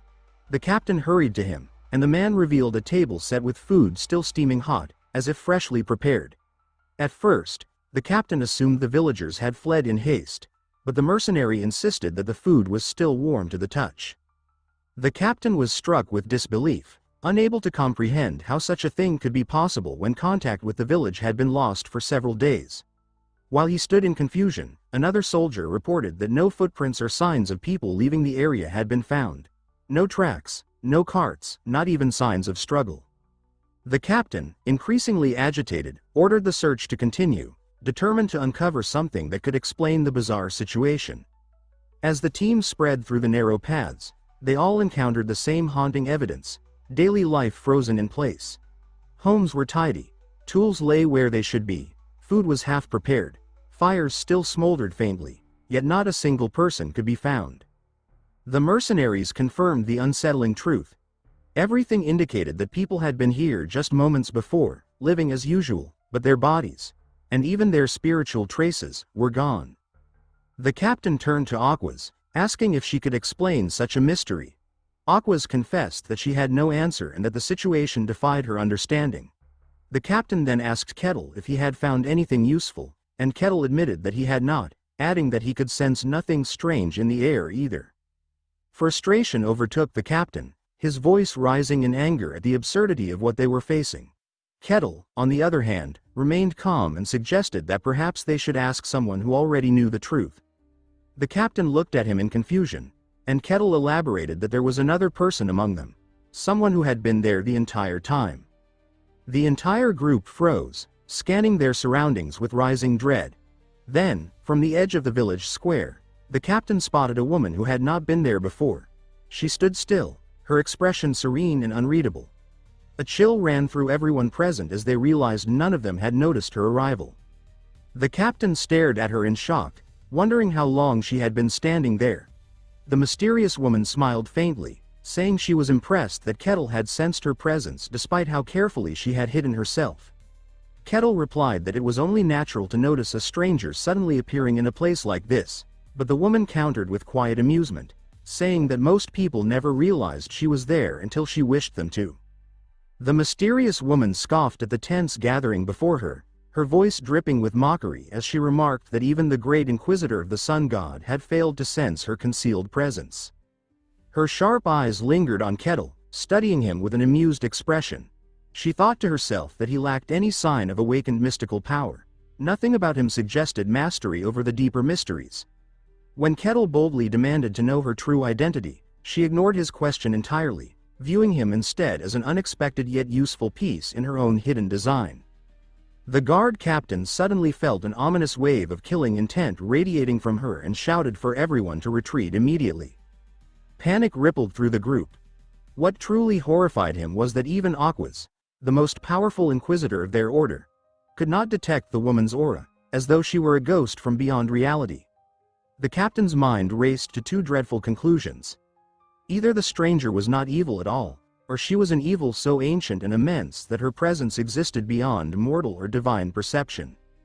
Then, with a cruel, blood-chilling smile, the woman announced that she had decided their fate. Her gaze fixed upon Kettle as she declared that he was quite the fascinating barbarian, and in a cold, absolute tone, she proclaimed that she would drag him to hell and make him her slave for eternity. In an instant, her form twisted grotesquely, revealing her true demonic nature. Her body radiated raw power as a sphere of pulsating purple energy formed in her palm. With a hiss, she hurled it toward the sky, and the air crackled with violent pressure as she levitated effortlessly, defying gravity itself. Kettle, Hayes, and Aquas stood paralyzed, their minds struggling to comprehend such overwhelming force. The guard captain screamed for everyone to flee, but before anyone could move, a translucent magical barrier shimmered into existence, trapping them all within its invisible walls. Desperation broke out as the mercenaries pounded and slashed at it in vain. Hovering above them, the demoness declared in a voice that echoed across the village that the entire place now belonged to her. None of them, she said, could escape her grasp. Licking her lips with predatory delight, she announced that they were now her prey. Terror spread among the mercenaries, and Hayes, trembling, cried out that this was no ordinary demon but a named one, among the deadliest of their kind. Falling to her knees, she began praying frantically for divine salvation. Kettle placed a reassuring hand on her head, his voice calm and steady as he told her to relax, promising that he would not abandon her. He then asked her what made a named demon so different from others. With shaking breath, Hayes explained that most so-called demons were nothing more than scattered fragments of magic and malice, weak shadows of true evil. But the named ones, she said, were original beings born in the abyss, ancient entities that chose their own names and wielded unimaginable strength. Even the weakest among them could destroy an entire kingdom and plunge nations into chaos. Kettle quickly understood that the creature before them was one of those legendary beings. Hayes confirmed this with despair, recognizing her by her distinctive curved horns. She was Ashtar, the demoness of gravity, a fiend said to have ravaged countless lands centuries ago. When Kettle asked if brute force could break the barrier, Hayes shook her head in hopelessness, explaining that the village had already become the demon's domain. The only way out was to defeat her, something she deemed impossible. Yet, when Kettle pressed his hand against the barrier, cracks spread through it instantly, causing both astonishment and confusion. He laughed quietly, concealing the break he had caused, and said that he would watch the situation a little longer for his own amusement. Hayes stared at him in disbelief, baffled by his composure, but he simply gestured for her to remain calm. Meanwhile, Ashtar turned her attention to Aquas and taunted her mockingly, asking whether the trap she had prepared had not been entertaining to investigate. With wicked delight, she revealed that the traces of life the group had discovered in the village, the warm food, the signs of daily routine, had all been illusions crafted by her own demonic power, a clever snare meant to lure them in. Aquas glared at her in disgust, condemning her scheme as vile and cowardly. Ashtar's words made Aquas think quickly. She knew that summoning a named demon into the physical world required an immense sacrifice of souls. An entire village might barely suffice. Moreover, to convert a region into a demonic domain without anyone noticing should have been impossible. The thought sent a chill through her. How had this demon entered their world unnoticed by divine watchers? When Aquas demanded an explanation, Ashtar laughed mockingly, saying that she would never reveal her secret. Aquas's composure broke as she shouted furiously, calling the demon a corrupt abomination that dared to defile sacred ground. Ashtar's laughter echoed across the empty village. She sneered, calling Aquas a loyal dog of the gods, and asked mockingly whether her so-called divine master could save her now. Then, with deadly seriousness, she told them all to listen carefully. She explained that the very fabric of this world was beginning to fracture, that the age of men and gods was drawing to an end. Long ago, she said, gods and humans had waged a great war against the forces of evil and had driven them into the deepest dimensions. But the seals were weakening, and the exiled darkness was returning. With pride gleaming in her eyes, Ashtar declared herself the demoness of gravity, boasting that she had waited centuries in hell for this moment. The day she would erase the shame of her ancient defeat and drown the world once more in shadow and ruin. Aquas, her voice burning with fury, declared that the world still belonged to gods and humans alone. She commanded the creature to return to the abyss and began invoking a divine ritual. A column of radiant golden light enveloped her, and her body began to change, encased in brilliant armor forged of celestial energy. Kettle observed the scene with quiet amusement, thinking that, as always, enemies never seemed to attack during transformation scenes. When the light faded, Aquas stood in full divine form, her armor shining like molten gold.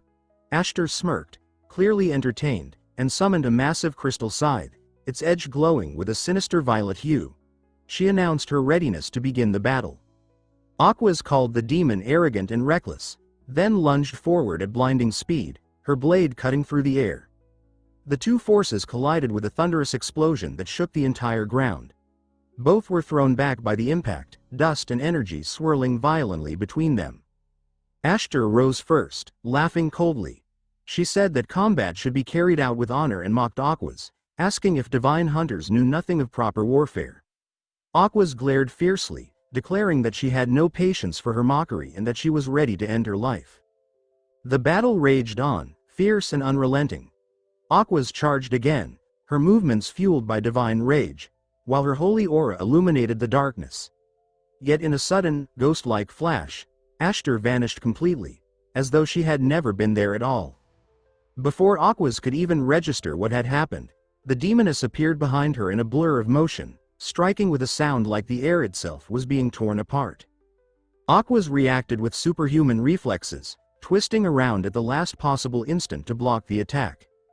Yet Ashtar's clawed hand latched onto her divine shield, something no living being had ever managed to touch before.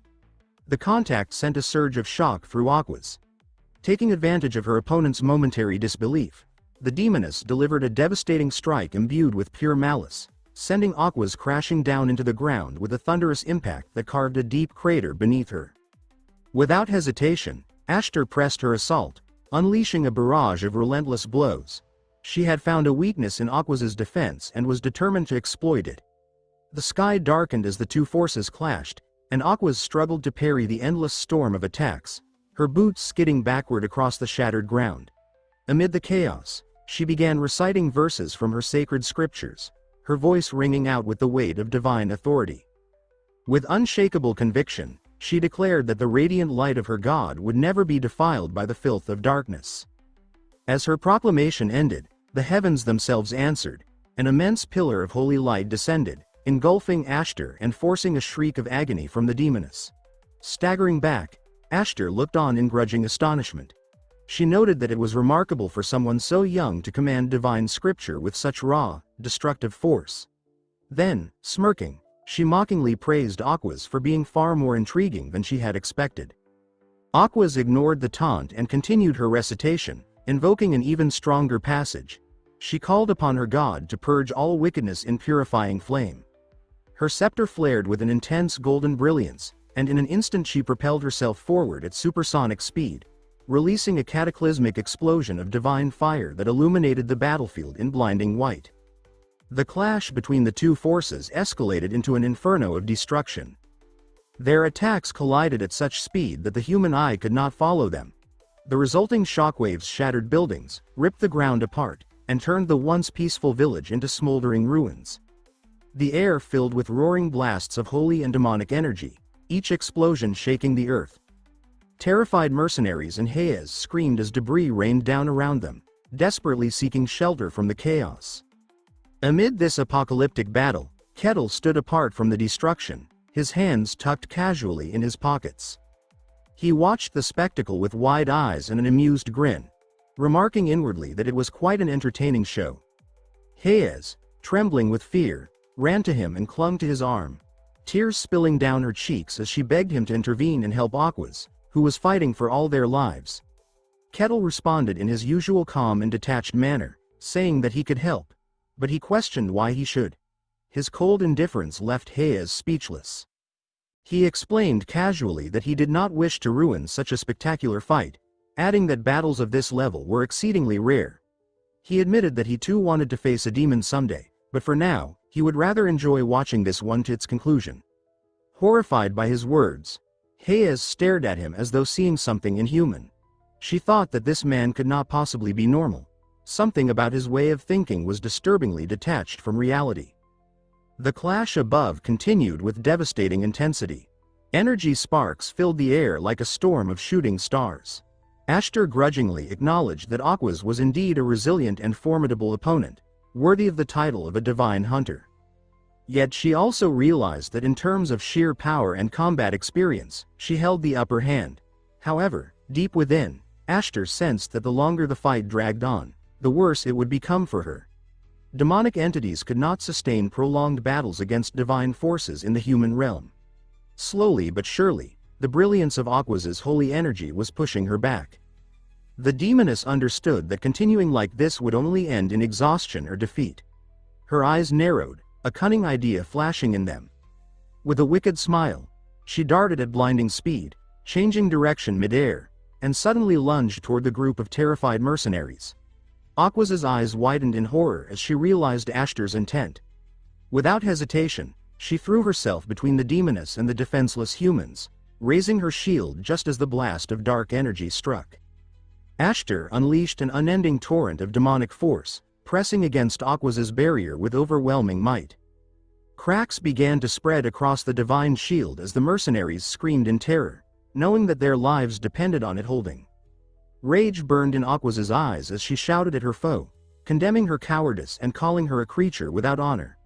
Ashtar only laughed, her voice dripping with scorn, saying that it was absurd for a holy warrior to expect fairness from a demon born of chaos. Fury and divine light surged within Aquas as she invoked one of the most sacred verses known to her order, one that she reserved only for the direst of moments. She proclaimed the birth of the golden essence, the highest manifestation of holy energy. A blinding radiance exploded from her body, enveloping her in a celestial aura. The ground trembled as she formed a massive dome of light, a sanctuary that repelled the demon's energy. She ordered everyone to enter the holy refuge immediately. The surviving mercenaries, half in tears, obeyed without hesitation, stumbling into the radiant barrier that surrounded them like a divine fortress. They fell to their knees inside, overwhelmed with gratitude, thanking Aquas for saving them from certain death as the golden light continued to shield them from the wrath of the demoness outside. Ashtar laughed darkly, her voice echoing through the ruined village, mocking Aquas for wasting such sacred and rare divine scripture merely to protect a group of fragile mortals. Her words dripped with venom as she questioned whether the life of a few weak humans was truly worth such a sacrifice. Aquas, filled with fury, commanded her to be silent, but the demoness only smiled wider, saying that this was exactly the kind of answer she expected from an enraged holy warrior. Both women launched forward at once, their movements a blur. Their weapons collided with explosive force, sparks of gold and violet filling the air. Aquas managed to block the demon's fierce attack, but she was caught off guard when Ashtar flipped gracefully above her, moving with a fluid, inhuman agility. In a blink, the demoness landed behind her, leaning close to whisper in her ear. She murmured that death was simply death, and that no one would ever praise Aquas's noble sacrifice for such worthless creatures. She warned that if Aquas continued down this path, she would only perish in disgrace, staining the very name of the god she served. Then, with a sly glint in her crimson eyes, Ashtar presented her with a cruel offer. She told her to release the divine protection surrounding the mercenaries so she could wield her full power to save herself. If Aquas succeeded in defeating her afterward, her god's name would shine eternally across the heavens. With sharp, mocking laughter, Ashtar asked whether she truly intended to die for the sake of mere humans. Aquas saw through the manipulation and declared that such words were hollow and meaningless. But when her righteous defiance failed to provoke the reaction Ashtar wanted, The demon's smirk turned sinister. She said that if Aquas insisted on martyrdom, then she would gladly grant her death. A devastating surge of dark energy gathered in Ashtar's hands, the sheer pressure of it shaking the ground beneath them.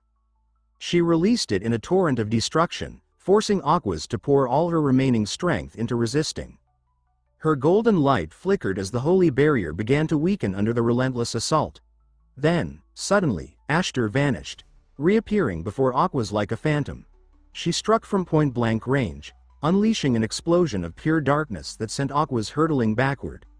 Though she narrowly avoided a direct hit, the impact left her breathless, fear flashing briefly across her face.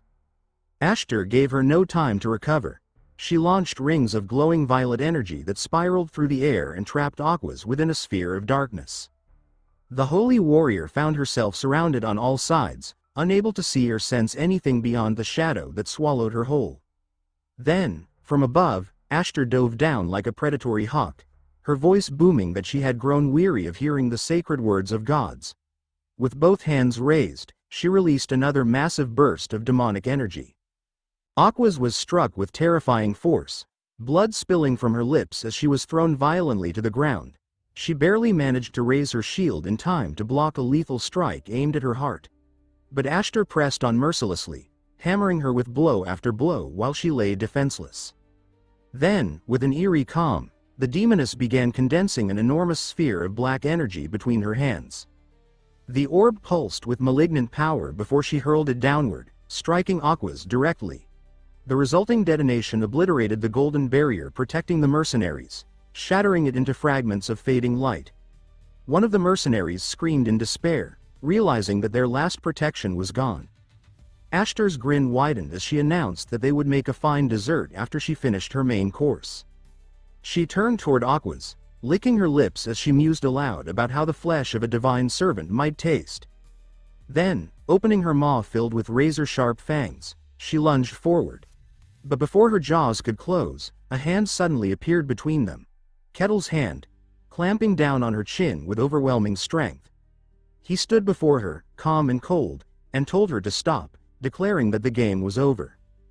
Both Ashtar and Aquas froze in disbelief. The demoness's eyes narrowed, confusion flickering within them as she wondered when he had arrived and how. She had sensed nothing, no aura, no movement. He had simply appeared out of thin air. Without a word, Kettle drove his fist into her face with explosive force.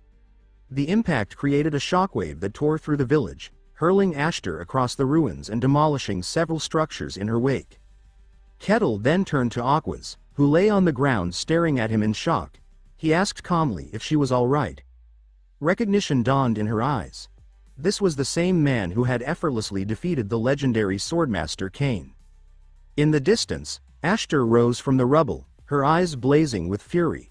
She screamed at him, calling him an insolent barbarian, and demanded to know how he dared to interrupt her feast.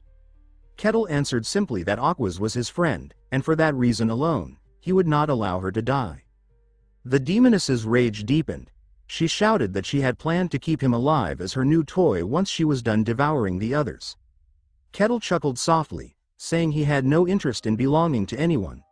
Ashtar's lips twisted into a wicked grin, and she told him that in that case, he would die here.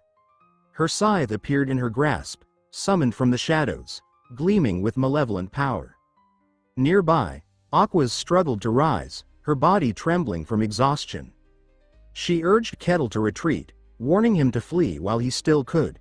He shook his head and told her that despite appearances, he was strong enough to handle the demon.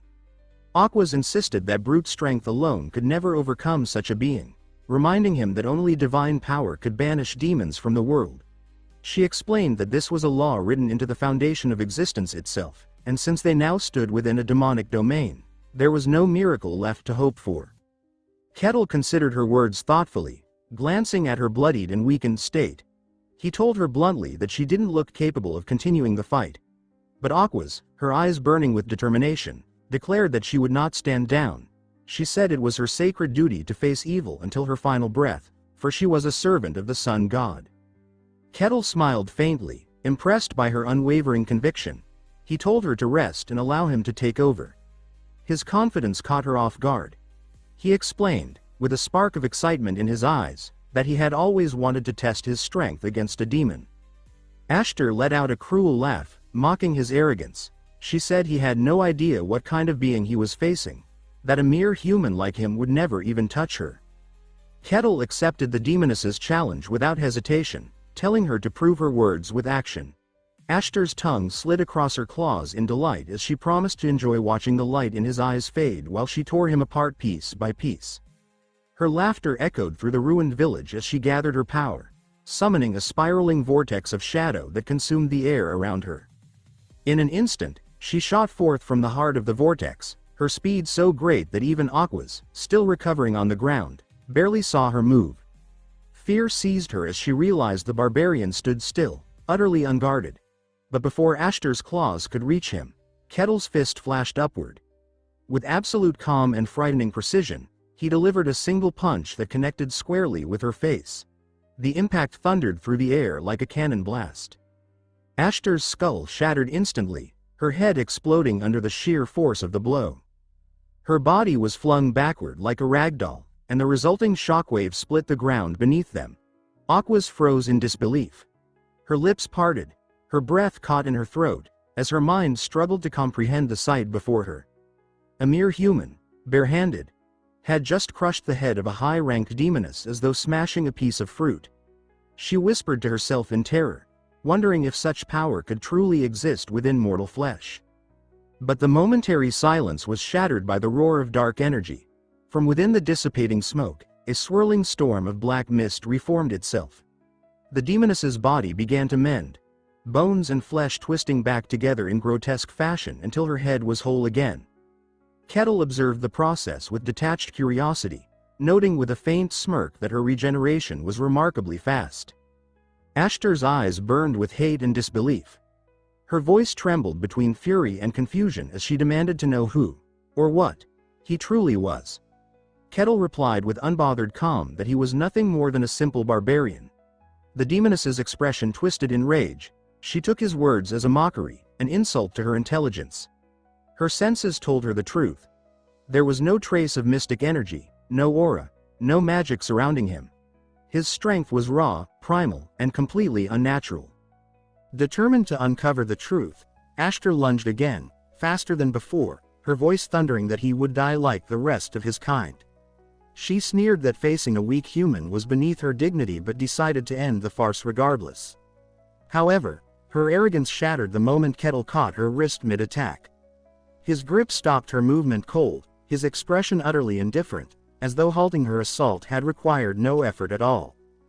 Before she could react, his other fist slammed into her chest. The blow detonated like a cannon shot, sending her body soaring backward as she coughed up black blood, the pain unlike anything she had felt before. She crashed into the ground with such violence that the earth split apart, leaving behind a crater. Trembling, she realized in horror that his attack contained no magic, no aura, only raw, physical might. Kettle watched her rise again, his voice calm as he noted that she was already regenerating. He studied her closely, fascinated by the way her demonic essence stitched her body back together. He wondered aloud what kind of mechanism allowed such rapid restoration, whether it was her head that served as her core or something deeper. Without waiting for an answer, he stomped the ground, generating a shockwave that fractured the stone beneath him, and launched forward faster than sight could follow. Before Ashtar could even raise her head, he seized it with both hands and slammed it violently into the dirt. The impact shook the entire area, followed immediately by a brutal side kick that hurled her broken body through the air once again. The fragments of her body scattered across the ground before melting into streams of dark energy, which then slithered back together to reconstruct her form once more. Kettle observed this process with quiet intrigue, a faint smile playing on his lips. He remarked that each time her head was destroyed, it regenerated completely from nothing, a fitting ability for a creature of pure darkness. He mused aloud, wondering whether her head was truly her life source or merely one of many anchors binding her existence to the mortal plane. Ashtar rose slowly, trembling with fury and disbelief. Her pride as a demoness, an ancient being of immense power, burned with humiliation. She muttered that if he truly believed he could defeat her through brute force alone, then he was more foolish than she had imagined. Sarcasm laced her tone as she questioned whether she even needed to take his physical attacks seriously anymore. Kettle tilted his head, puzzled by her words, but her tone suddenly shifted, low and dangerous. She commanded him to listen closely and once again proclaimed her title with fierce pride. She was Ashtar, the demoness of gravity, an ancient entity who could crush mountains beneath her will. She dared him to continue facing her with nothing but his strength, promising that his fate would be sealed. Kettle met her declaration with complete composure. He said, almost dismissively, that she didn't seem all that impressive to him. The words struck her like a spear through the heart. Her pride shattered instantly, and rage erupted from within her. With an ear-splitting scream, Ashtar's fury surged outward in waves that warped the very air. The ground shook violently as she prepared her true attack, her entire body radiating dark gravitational power. Fueled by humiliation and wrath, she charged at Kettle like a meteor, her eyes blazing with hatred.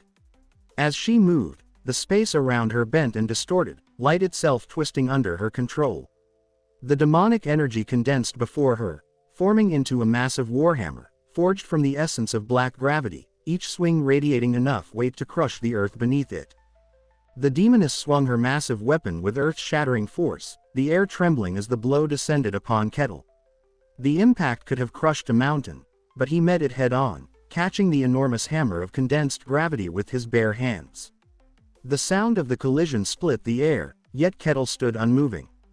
Then, with a casual motion, he clenched his fist and struck once, shattering the weapon born of her demonic power into fragments of dissolving black energy.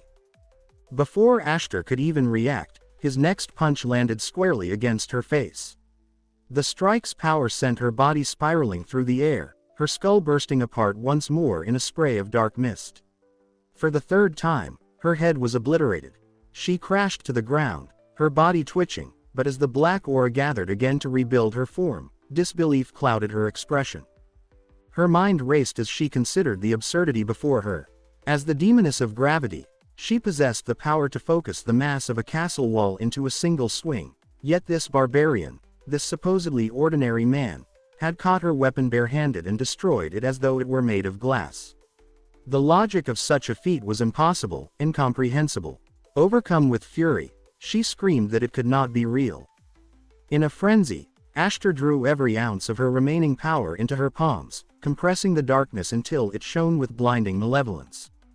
Then, with a roar that made the sky quake, she unleashed it in a beam of annihilation.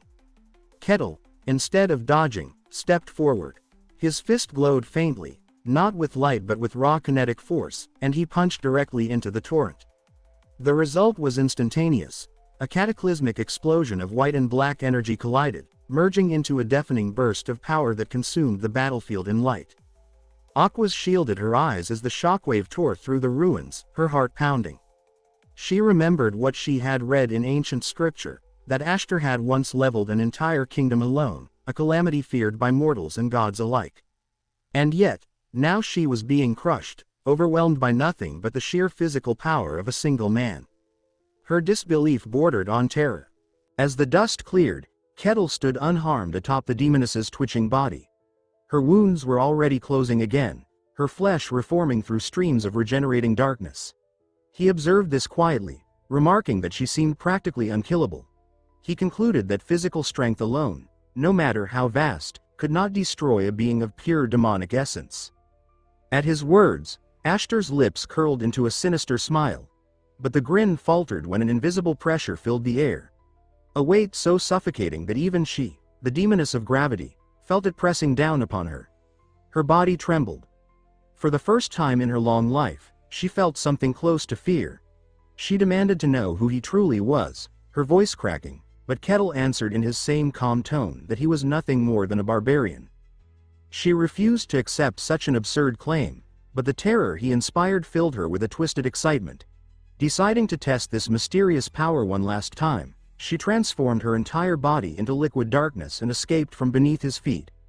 Kettle watched in quiet curiosity, while Aquas, standing at a distance, felt dread rising in her chest.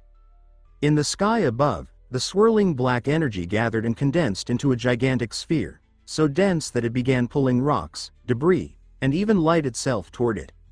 The air crackled under the crushing gravity. Ashtar's voice echoed across the battlefield, declaring that she would annihilate him completely. The demonic energy pulsed violently, her final form radiating an aura of unstoppable destruction. Kettle realized that this was her full power, the true might of the demoness of gravity. Even he could sense that this attack would be unlike anything before. Aquas, pale and trembling, understood as well. Brute force would not be enough this time. Only divine intervention could stop such concentrated darkness. Ashtar smiled triumphantly and raised her hands high. With a voice that echoed like thunder, she invoked her final spell, commanding the thorns of the abyss to fall. At once, an endless storm of black, spear-like thorns rained down from the heavens, piercing the earth in a deluge of destruction. But Kettle did not flinch. Instead, he began moving his arms with incredible speed, so fast that his motions became a blur. Each movement generated a shockwave, and together they formed a spiraling barrier of wind and impact. Every dark thorn that neared him shattered on contact, reduced to dust by the ferocity of his blows. Ashtar's eyes widened in disbelief as she muttered aloud, wondering what kind of monstrous beast could defy her power so effortlessly.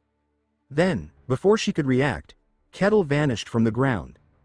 A sonic boom followed as he propelled himself skyward, breaking the sound barrier as he soared directly toward her.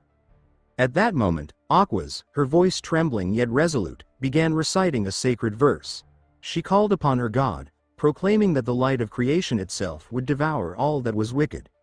The sky split open as a brilliant golden radiance poured forth, condensing into a divine weapon. A colossal axe of pure light that pulsed with holy energy. It descended gracefully into Kettle's waiting hand. For a brief instant, Kettle looked at the weapon in awe, wondering if it was truly a gift from the sun god himself. Below, Aquas, exhausted and barely able to stand, shouted that she had poured every last drop of her divine essence into that blessing. She implored him to end it now, once and for all. Kettle tightened his grip around the axe's handle, feeling a strange harmony between his power and its divine energy. He looked down at the demoness and said that their little game was over. Then, raising the glowing weapon high, he brought it down with absolute force. The axe cleaved through Ashtar's body as if cutting through shadow itself. The impact unleashed a blinding surge of holy light that consumed the demoness from within. Her scream tore through the air, a sound of agony, despair, and disbelief. As her body disintegrated, the darkness unraveling from her core. When the light faded, she fell lifeless to the ground, her form nothing but fading ash. Kettle approached her calmly, remarking almost with amusement that the battle had been entertaining. Ashtar, broken and dying, muttered weakly that it was a shame to be dragged back to hell in such disgrace. Still, she said, it had not been a total loss, for now she knew that a being like him truly existed. She looked up at him and asked for his name. He answered simply, Kettle. The moment Aquas heard it, her blood ran cold. Terror filled her eyes as she screamed his name aloud, her voice cracking with pure fear. Ashtar, lying in ruin, began to laugh, a crazed, broken laugh that echoed across the battlefield. With the last remnants of her strength, she opened an ethereal rift, tearing a hole in reality itself. From within that void, her voice roared across the abyssal dimensions, a message to every infernal being that dwelled in the depths of hell. She commanded them all to remember, to carve the name Kettle the Barbarian into the very core of their collective memory, so that none of them, for all eternity, would ever forget it. Aquas let out a final cry of despair as the dying demoness raised her clawed hand toward the sky, commanding her unseen followers to devour her memories and extract all knowledge of the being named Kettle. Ashtar's final laugh echoed across the battlefield, triumphant even in death, as she declared that the barbarian's existence now belonged to them all. At that moment, invisible presences, dark, ethereal entities, descended upon Kettle, piercing through his mind and forcing their way into his consciousness. Kettle froze for an instant, his expression shifting into mild confusion as he wondered what exactly was happening to him. Then, within the vast inner space of his mind, he witnessed the intruders take form. Gigantic, worm-like demonic beings materialized, slithering through the void of his consciousness, their monstrous eyes burning with greed and hunger. Yet before they could even move, his manifested will, the reflection of his inner self, obliterated them effortlessly, crushing their cosmic forms into nothingness. In the physical world, Kettle blinked once, then looked down at his own body with faint curiosity. He dismissed the event as inconsequential, his face calm and expressionless. Turning toward the dying demoness, he asked what she had just done, mentioning that he had felt something strange attempt to enter his body moments earlier. Ashtar stared at him in disbelief and terror, realizing with a dying gasp that the demonic corruption meant to consume his soul had completely failed to take hold. The impossibility of what she had witnessed left her speechless. Without another word, Kettle lifted his foot and brought it down upon her still regenerating remains. The impact crushed her body and erased her existence from the material plane, scattering the last traces of her dark essence into the air. Aquas and Hayes screamed in utter shock as the ground trembled beneath them, unable to comprehend the cold finality of his action. When the thick purple mist that lingered from the demoness's death finally faded, Kettle stretched casually, as though waking from a nap. A faint smile tugged at his lips as he asked Aquas if their mission was now complete. Far away, in the quiet territory of Barkan within the kingdom of Gaenthra, news of the tragedy spread like wildfire. Reports of the cursed village and the horrific battle reached every corner of the land. Newspapers filled their front pages with crude illustrations of the demoness Ashtar, naming her as the creature responsible for the destruction. The people whispered in fear, their hearts heavy with dread. Inside his office, the lord of the territory sat behind his desk, his expression weary and grim. He murmured to himself, wondering how such a calamity had befallen his small domain, the one he had fought so hard to keep safe. First the Lich, and now a named demon from the oldest scriptures. It felt as if the world itself had turned against him. Still, he found some small comfort in the fact that the Inquisitor of the Sun God had managed to drive the creature away. It was a fragile reprieve, but enough to grant him a moment of breath before deciding what to do next. Elsewhere, Kettle sensed the tension hanging over the land, the lingering fear left in the wake of recent events.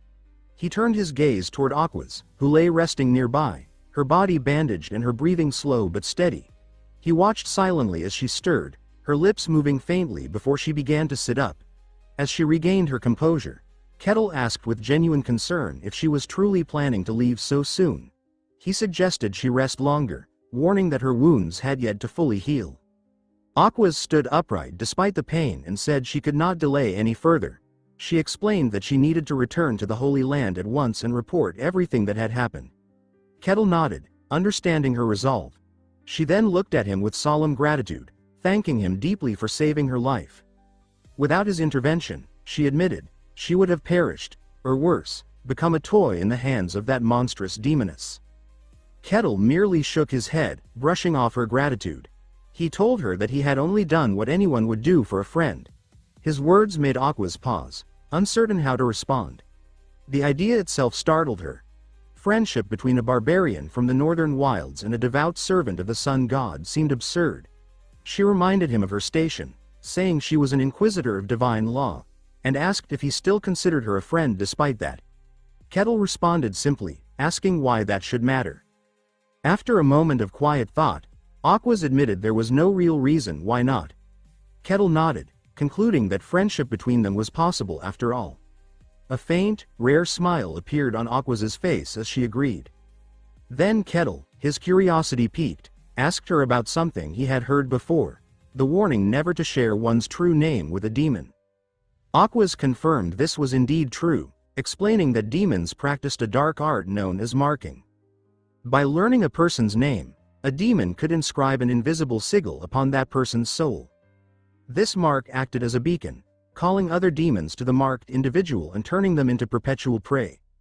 In ancient times, she explained, those afflicted by such a curse were forced to undergo sacred baptisms and purification rituals to remove it. Without them, they would eventually be hunted down and destroyed by demonic forces. Kettle asked quietly if this meant he had been marked as well. Aquas quickly reassured him that he was not.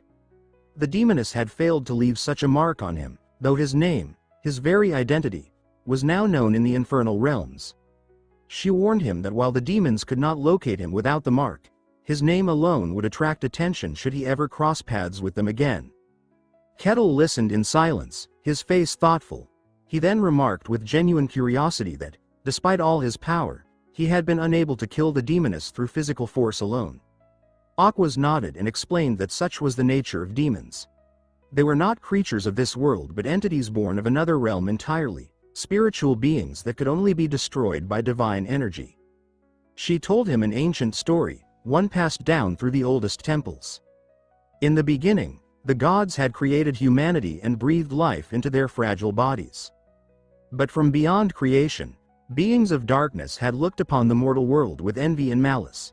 These creatures broke through the veil separating dimensions and began slaughtering humans in great numbers, reveling in chaos. The gods, moved by compassion and fury, descended to the mortal world and waged war against them. The victory was decisive. The invaders were banished, sealed away in deep dimensions, and branded forever with a single name, demons. After that war, humanity built temples and shrines to honor the gods. Under divine guidance, their civilizations flourished and prospered. But over the centuries, something changed. Slowly, subtly, demons began to reappear, creeping back into the human world through cracks in the ancient seals. Because such creatures could not be defeated by mortal weapons or strength, the gods chose their most faithful servants and granted them a portion of divine power to oppose the darkness. These chosen became the Inquisitors, warriors of light who served as the gods' blades in the mortal realm. Kettle reflected on her words, concluding that demons could not be destroyed by physical force because they did not belong to the world of men. Aquas confirmed this, adding that they existed outside the world's natural order, their presence a constant threat to the balance of existence. Kettle frowned, noting that if such beings continued to appear more frequently, it would spell disaster for everyone. Aquas agreed softly, her voice heavy with exhaustion. The age of peace, she said, was beginning to crumble, and neither gods nor mortals could afford to ignore the signs any longer. Aquas reassured Kettle that beings like Ashtar, high-ranking named demons, could not manifest in the mortal realm easily. Such occurrences, she explained, required immense energy and elaborate rituals.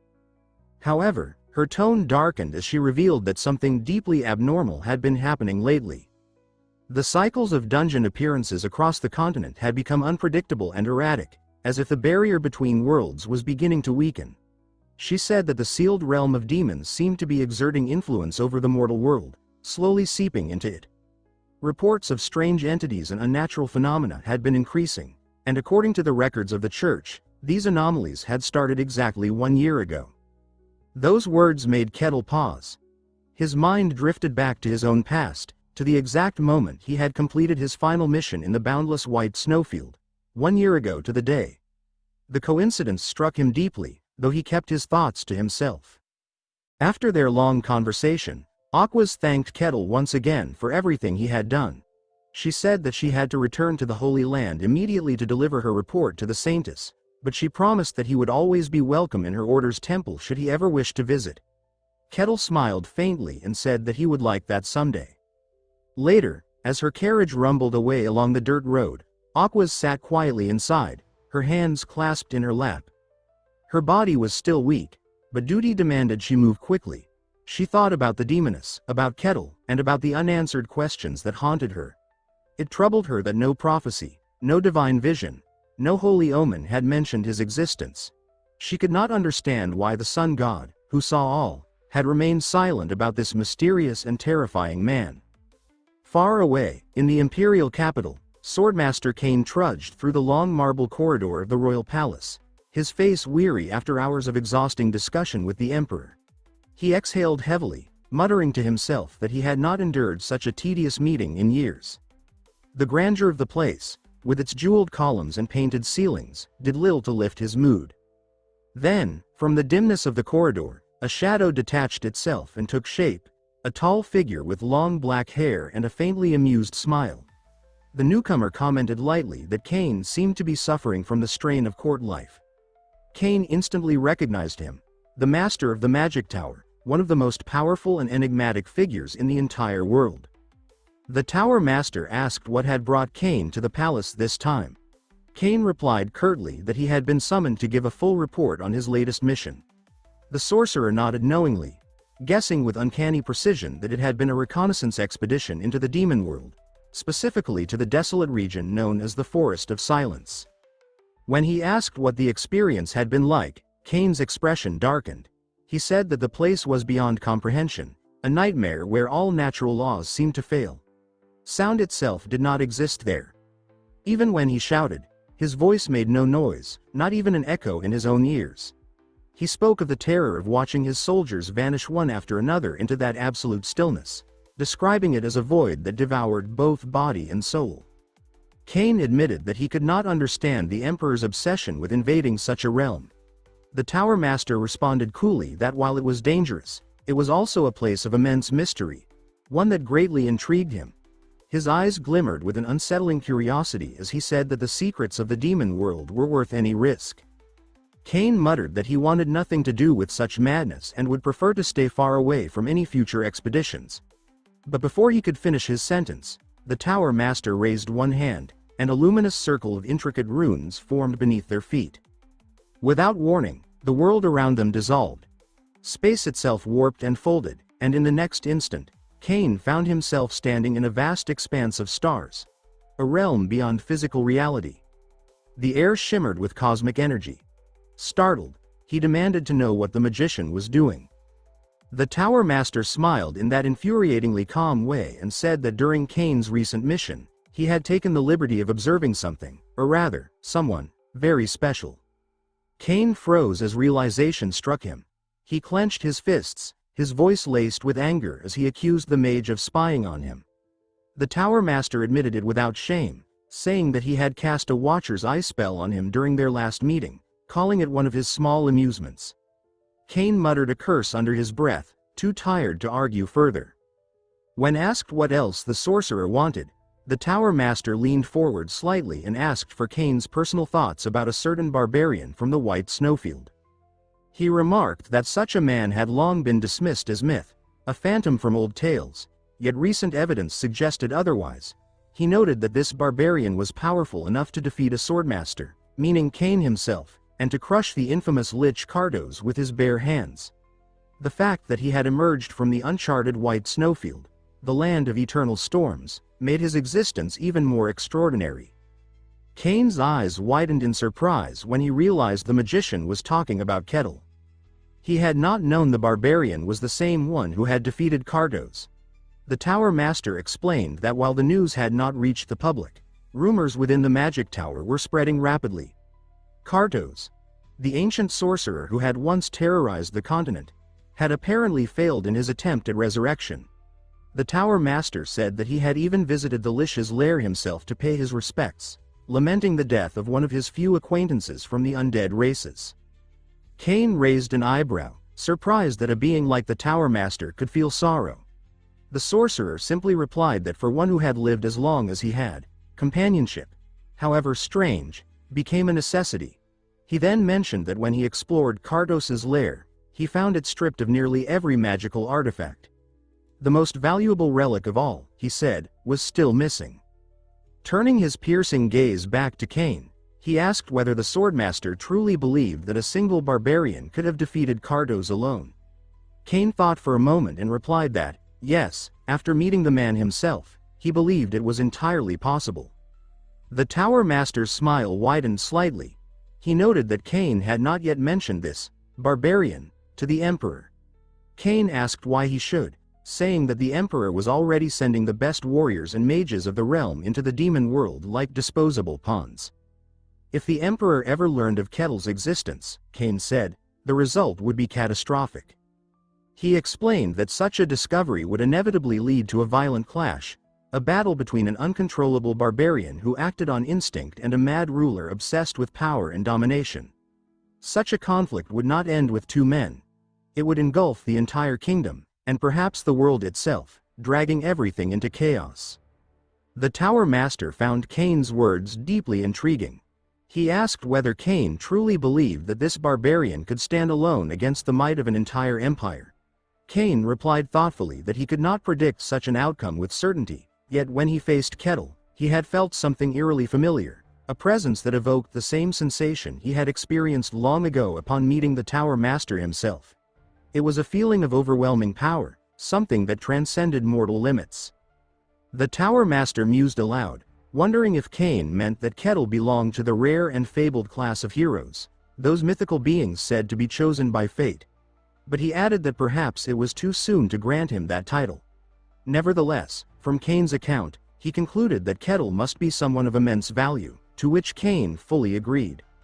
Meanwhile, far from the imperial palace, the streets of Barkan bustled with the familiar noise of daily life. Vendors shouted their offers, children darted between carts, and the scent of freshly baked bread filled the air. Kettle walked among the crowd, a tall and imposing figure whose mere presence usually sent people scattering in fear, but today felt different. As he passed through the market, a woman walking ahead of him tripped on a loose stone and nearly fell. With quick reflexes, Kettle reached out and caught her before she hit the ground. He steadied her gently and advised her to watch her step, asking if she was hurt. Expecting the usual reaction, a frightened scream, a hasty retreat, he waited for her to flee. Yet to his surprise, the woman instead thanked him politely and bowed before hurrying on her way. Kettle stood frozen for a moment, puzzled. He glanced around and noticed more of the same, people moving about normally, glancing at him occasionally but without the usual fear or unease. No one whispered behind his back, no one crossed the street to avoid him. A faint frown crossed his face as he wondered what had changed.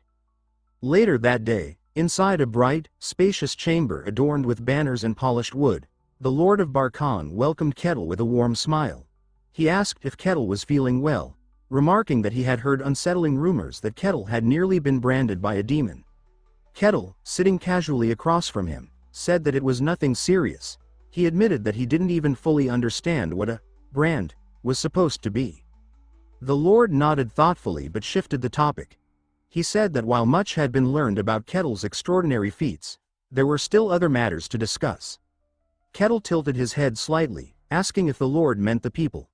Then, realizing what he referred to, he muttered quietly that it must be about the townsfolk's sudden change in behavior. The Lord confirmed his guess, explaining that the shift likely stemmed from the rumors spreading through the territory. He told Kettle that the surviving guards and mercenaries from the battle had returned speaking of miracles. According to their stories, after the Saintess Aquas had fallen unconscious, everyone on the battlefield had collapsed, except for Kettle. When they regained consciousness, they saw his axe glowing with divine light. Believing what they saw, they concluded that the Saintess had bestowed her divine power upon Kettle before fainting. Word of this supposed blessing spread rapidly. Before long, people throughout the territory began referring to him as the one who fought the demon alongside the Saintess. Listening in silence, Kettle eventually gave a small nod of understanding. So that was the reason, he realized. The Lord sighed and apologized, admitting that by the time he had heard about the misunderstanding, it had already spread beyond control. But Kettle waved off his concern, saying that it didn't bother him. In fact, he found it oddly convenient. Perhaps this was why the people no longer looked at him with fear. The Lord agreed, smiling faintly, and added that the people now viewed him as a hero, the man who stood shoulder to shoulder with a Saintess to defeat a demon. Kettle pondered the words for a moment. Demon opponent, he repeated in thought, turning the phrase over in his mind. Then he gave a quiet, amused chuckle and muttered that this must be what people called a reputation. Later, Kettle stopped by the mercenary guild as usual, unaware that the rumor of his divine battle had already reached even here. Behind the counter, Rosa, the cheerful receptionist, greeted him with a broad smile and congratulated him. She announced that his rank had been officially raised.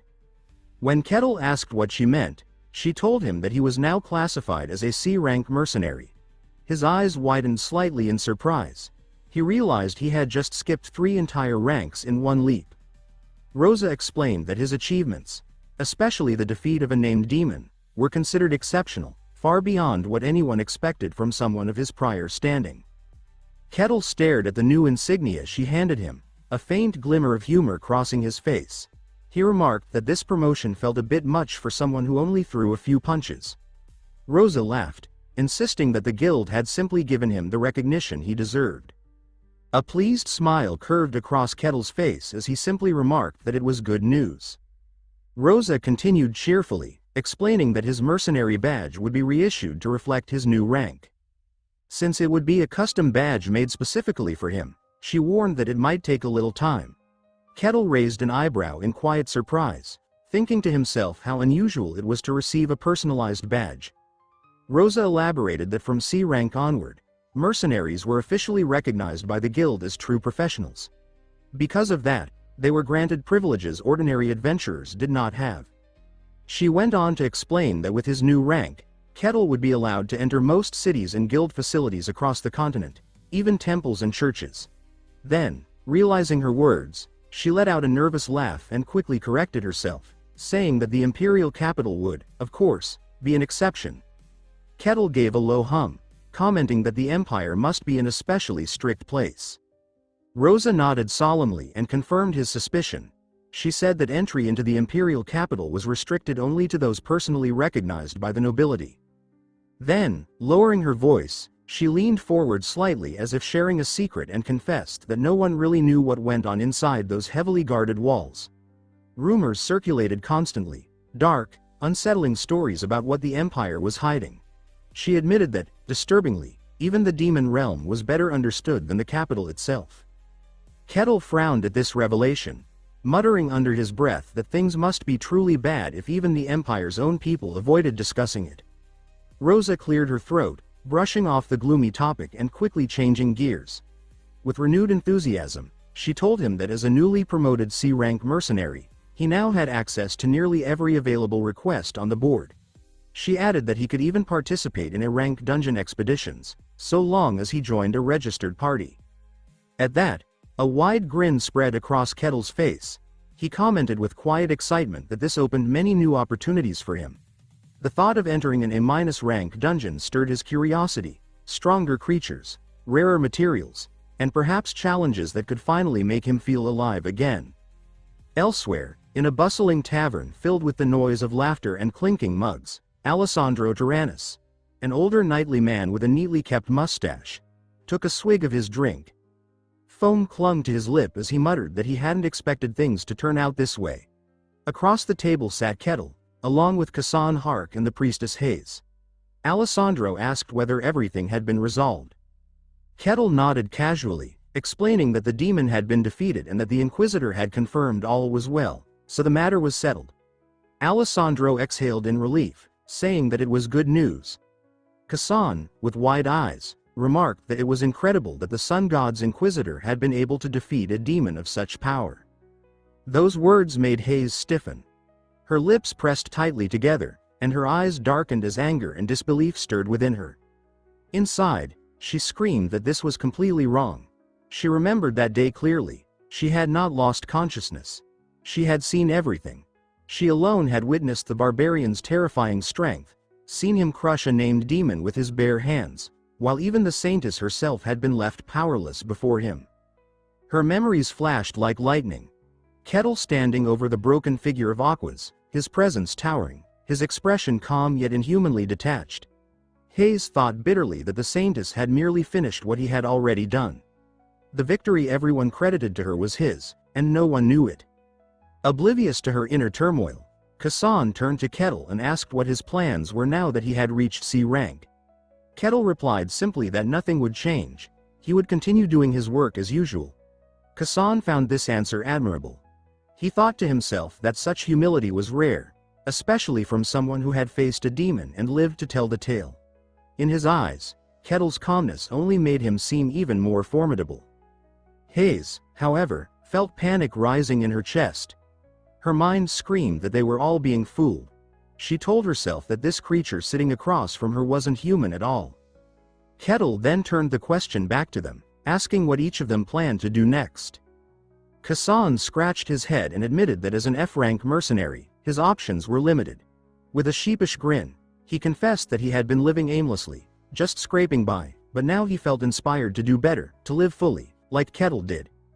Alessandro rolled his eyes and made a dry remark about how typical it was for a bottom feeder to have such a late epiphany. The two began to bicker lightly, glaring at each other across the table. Ignoring their squabble, Kettle turned to Hayes and asked what she intended to do. She snapped out of her anxious thoughts, startled, and tried to compose herself.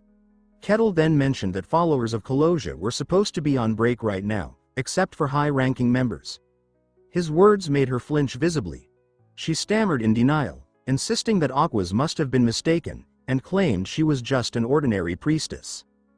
Kettle regarded her with an unreadable expression and said calmly that if she insisted, he would take her word for it. Hayes forced a nervous laugh, but sweat trickled down her temples. Her mind raced in terror. He knew. She was certain he knew. The thought gnawed at her as she wondered whether he was toying with her or simply waiting for her to admit the truth herself. Later that night, the mercenary guild had grown quiet. Rosa sat behind the counter, neatly organizing stacks of papers, humming softly as she prepared to finish her shift. With a satisfied sigh, she thought to herself that it was finally time to go home. But just as she began to gather her things, the creak of the front door froze her in place. Her eyes widened when she saw a figure step through. A hooded man with a long white beard. He announced in a low, calm voice that he had a request. Rosa's heart sank. So much for going home on time, she thought bitterly. Suppressing her frustration, she forced a professional smile and asked what kind of request he had in mind, though her tired eyes betrayed her exhaustion. The old man cleared his throat and said he needed an escort mission for 2 people, himself and a young girl. That made her snap back into focus. She began typing on her machine and asked for the destination. The man replied that their destination was the Kingdom of Danian, its capital city. Rosa froze mid-motion. Escorting 2 travelers across multiple territories to a royal capital was an enormous task.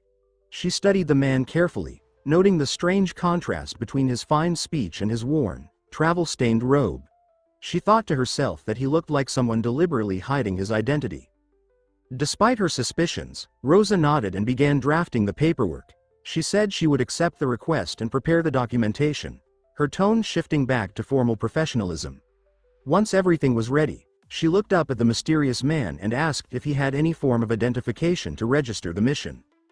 The hooded man rubbed his chin thoughtfully. After a short cough to clear his throat, he slipped a silver-etched tag from his sleeve and placed it on the counter, telling her to use this.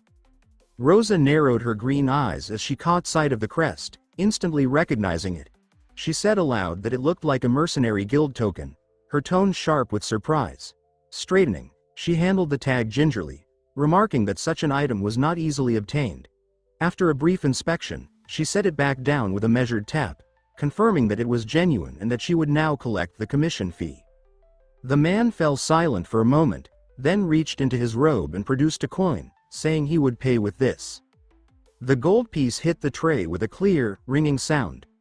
Rosa leaned closer, eyes widening as she identified it as pure gold. She estimated the value quickly and said that this would be enough to hire 1 person. The man froze, disbelief coloring his tone as he repeated the number in question. Only 1. He tried to reason with her, gesturing nervously that it was merely a bodyguard escort request. Rosa kept her professional calm and explained that the mission involved a full journey across territories, meaning the mercenary would accompany him the entire way, which made the risk significantly higher. The distance to the Kingdom of Danian, she added, could take a month or more depending on circumstances, making it a far more expensive undertaking than an ordinary request. The man sighed in defeat, agreeing reluctantly but pleading to find a way to include 2 people instead of 1. Rosa tilted her head, saying that it was possible but would require lowering the mercenary's rank. She advised that if he wanted reliable guards, he should hire at least a D-rank mercenary. The man immediately agreed and asked for someone skilled, to which Rosa replied that at that price, 1 mercenary was all they could provide. Still desperate, he leaned forward and asked again if there wasn't any alternative. Her eyes narrowed slightly at his insistence. She remarked that he seemed unusually anxious and admitted that from such a remote territory, finding anyone willing to take that kind of job was already difficult. She promised to do her best but warned that securing 2 mercenaries would be nearly impossible. The man finally relented, bowing his head and saying that he understood, leaving the matter in her hands. As the gold coins spun on the tray, Rosa noticed something odd. The edges had been filed down, as if someone had tried to erase its markings. She sighed softly, rubbing her brow, and muttered that this request was going to be trouble. Night settled over the quiet town. Footsteps echoed softly down the cobblestone street before stopping at a wooden door. Inside, a young woman turned. her curls brushing her cheek as she asked who was there. The hooded man lowered his hood in the lantern's glow and said that it was her loyal retainer. Recognition filled her blue eyes as she whispered his name, Aaron, and hurried to open the door. Composing herself with a polite dip of the head, she invited him inside. Aaron stepped into the modest room, the hem of his robe brushing against the floorboards.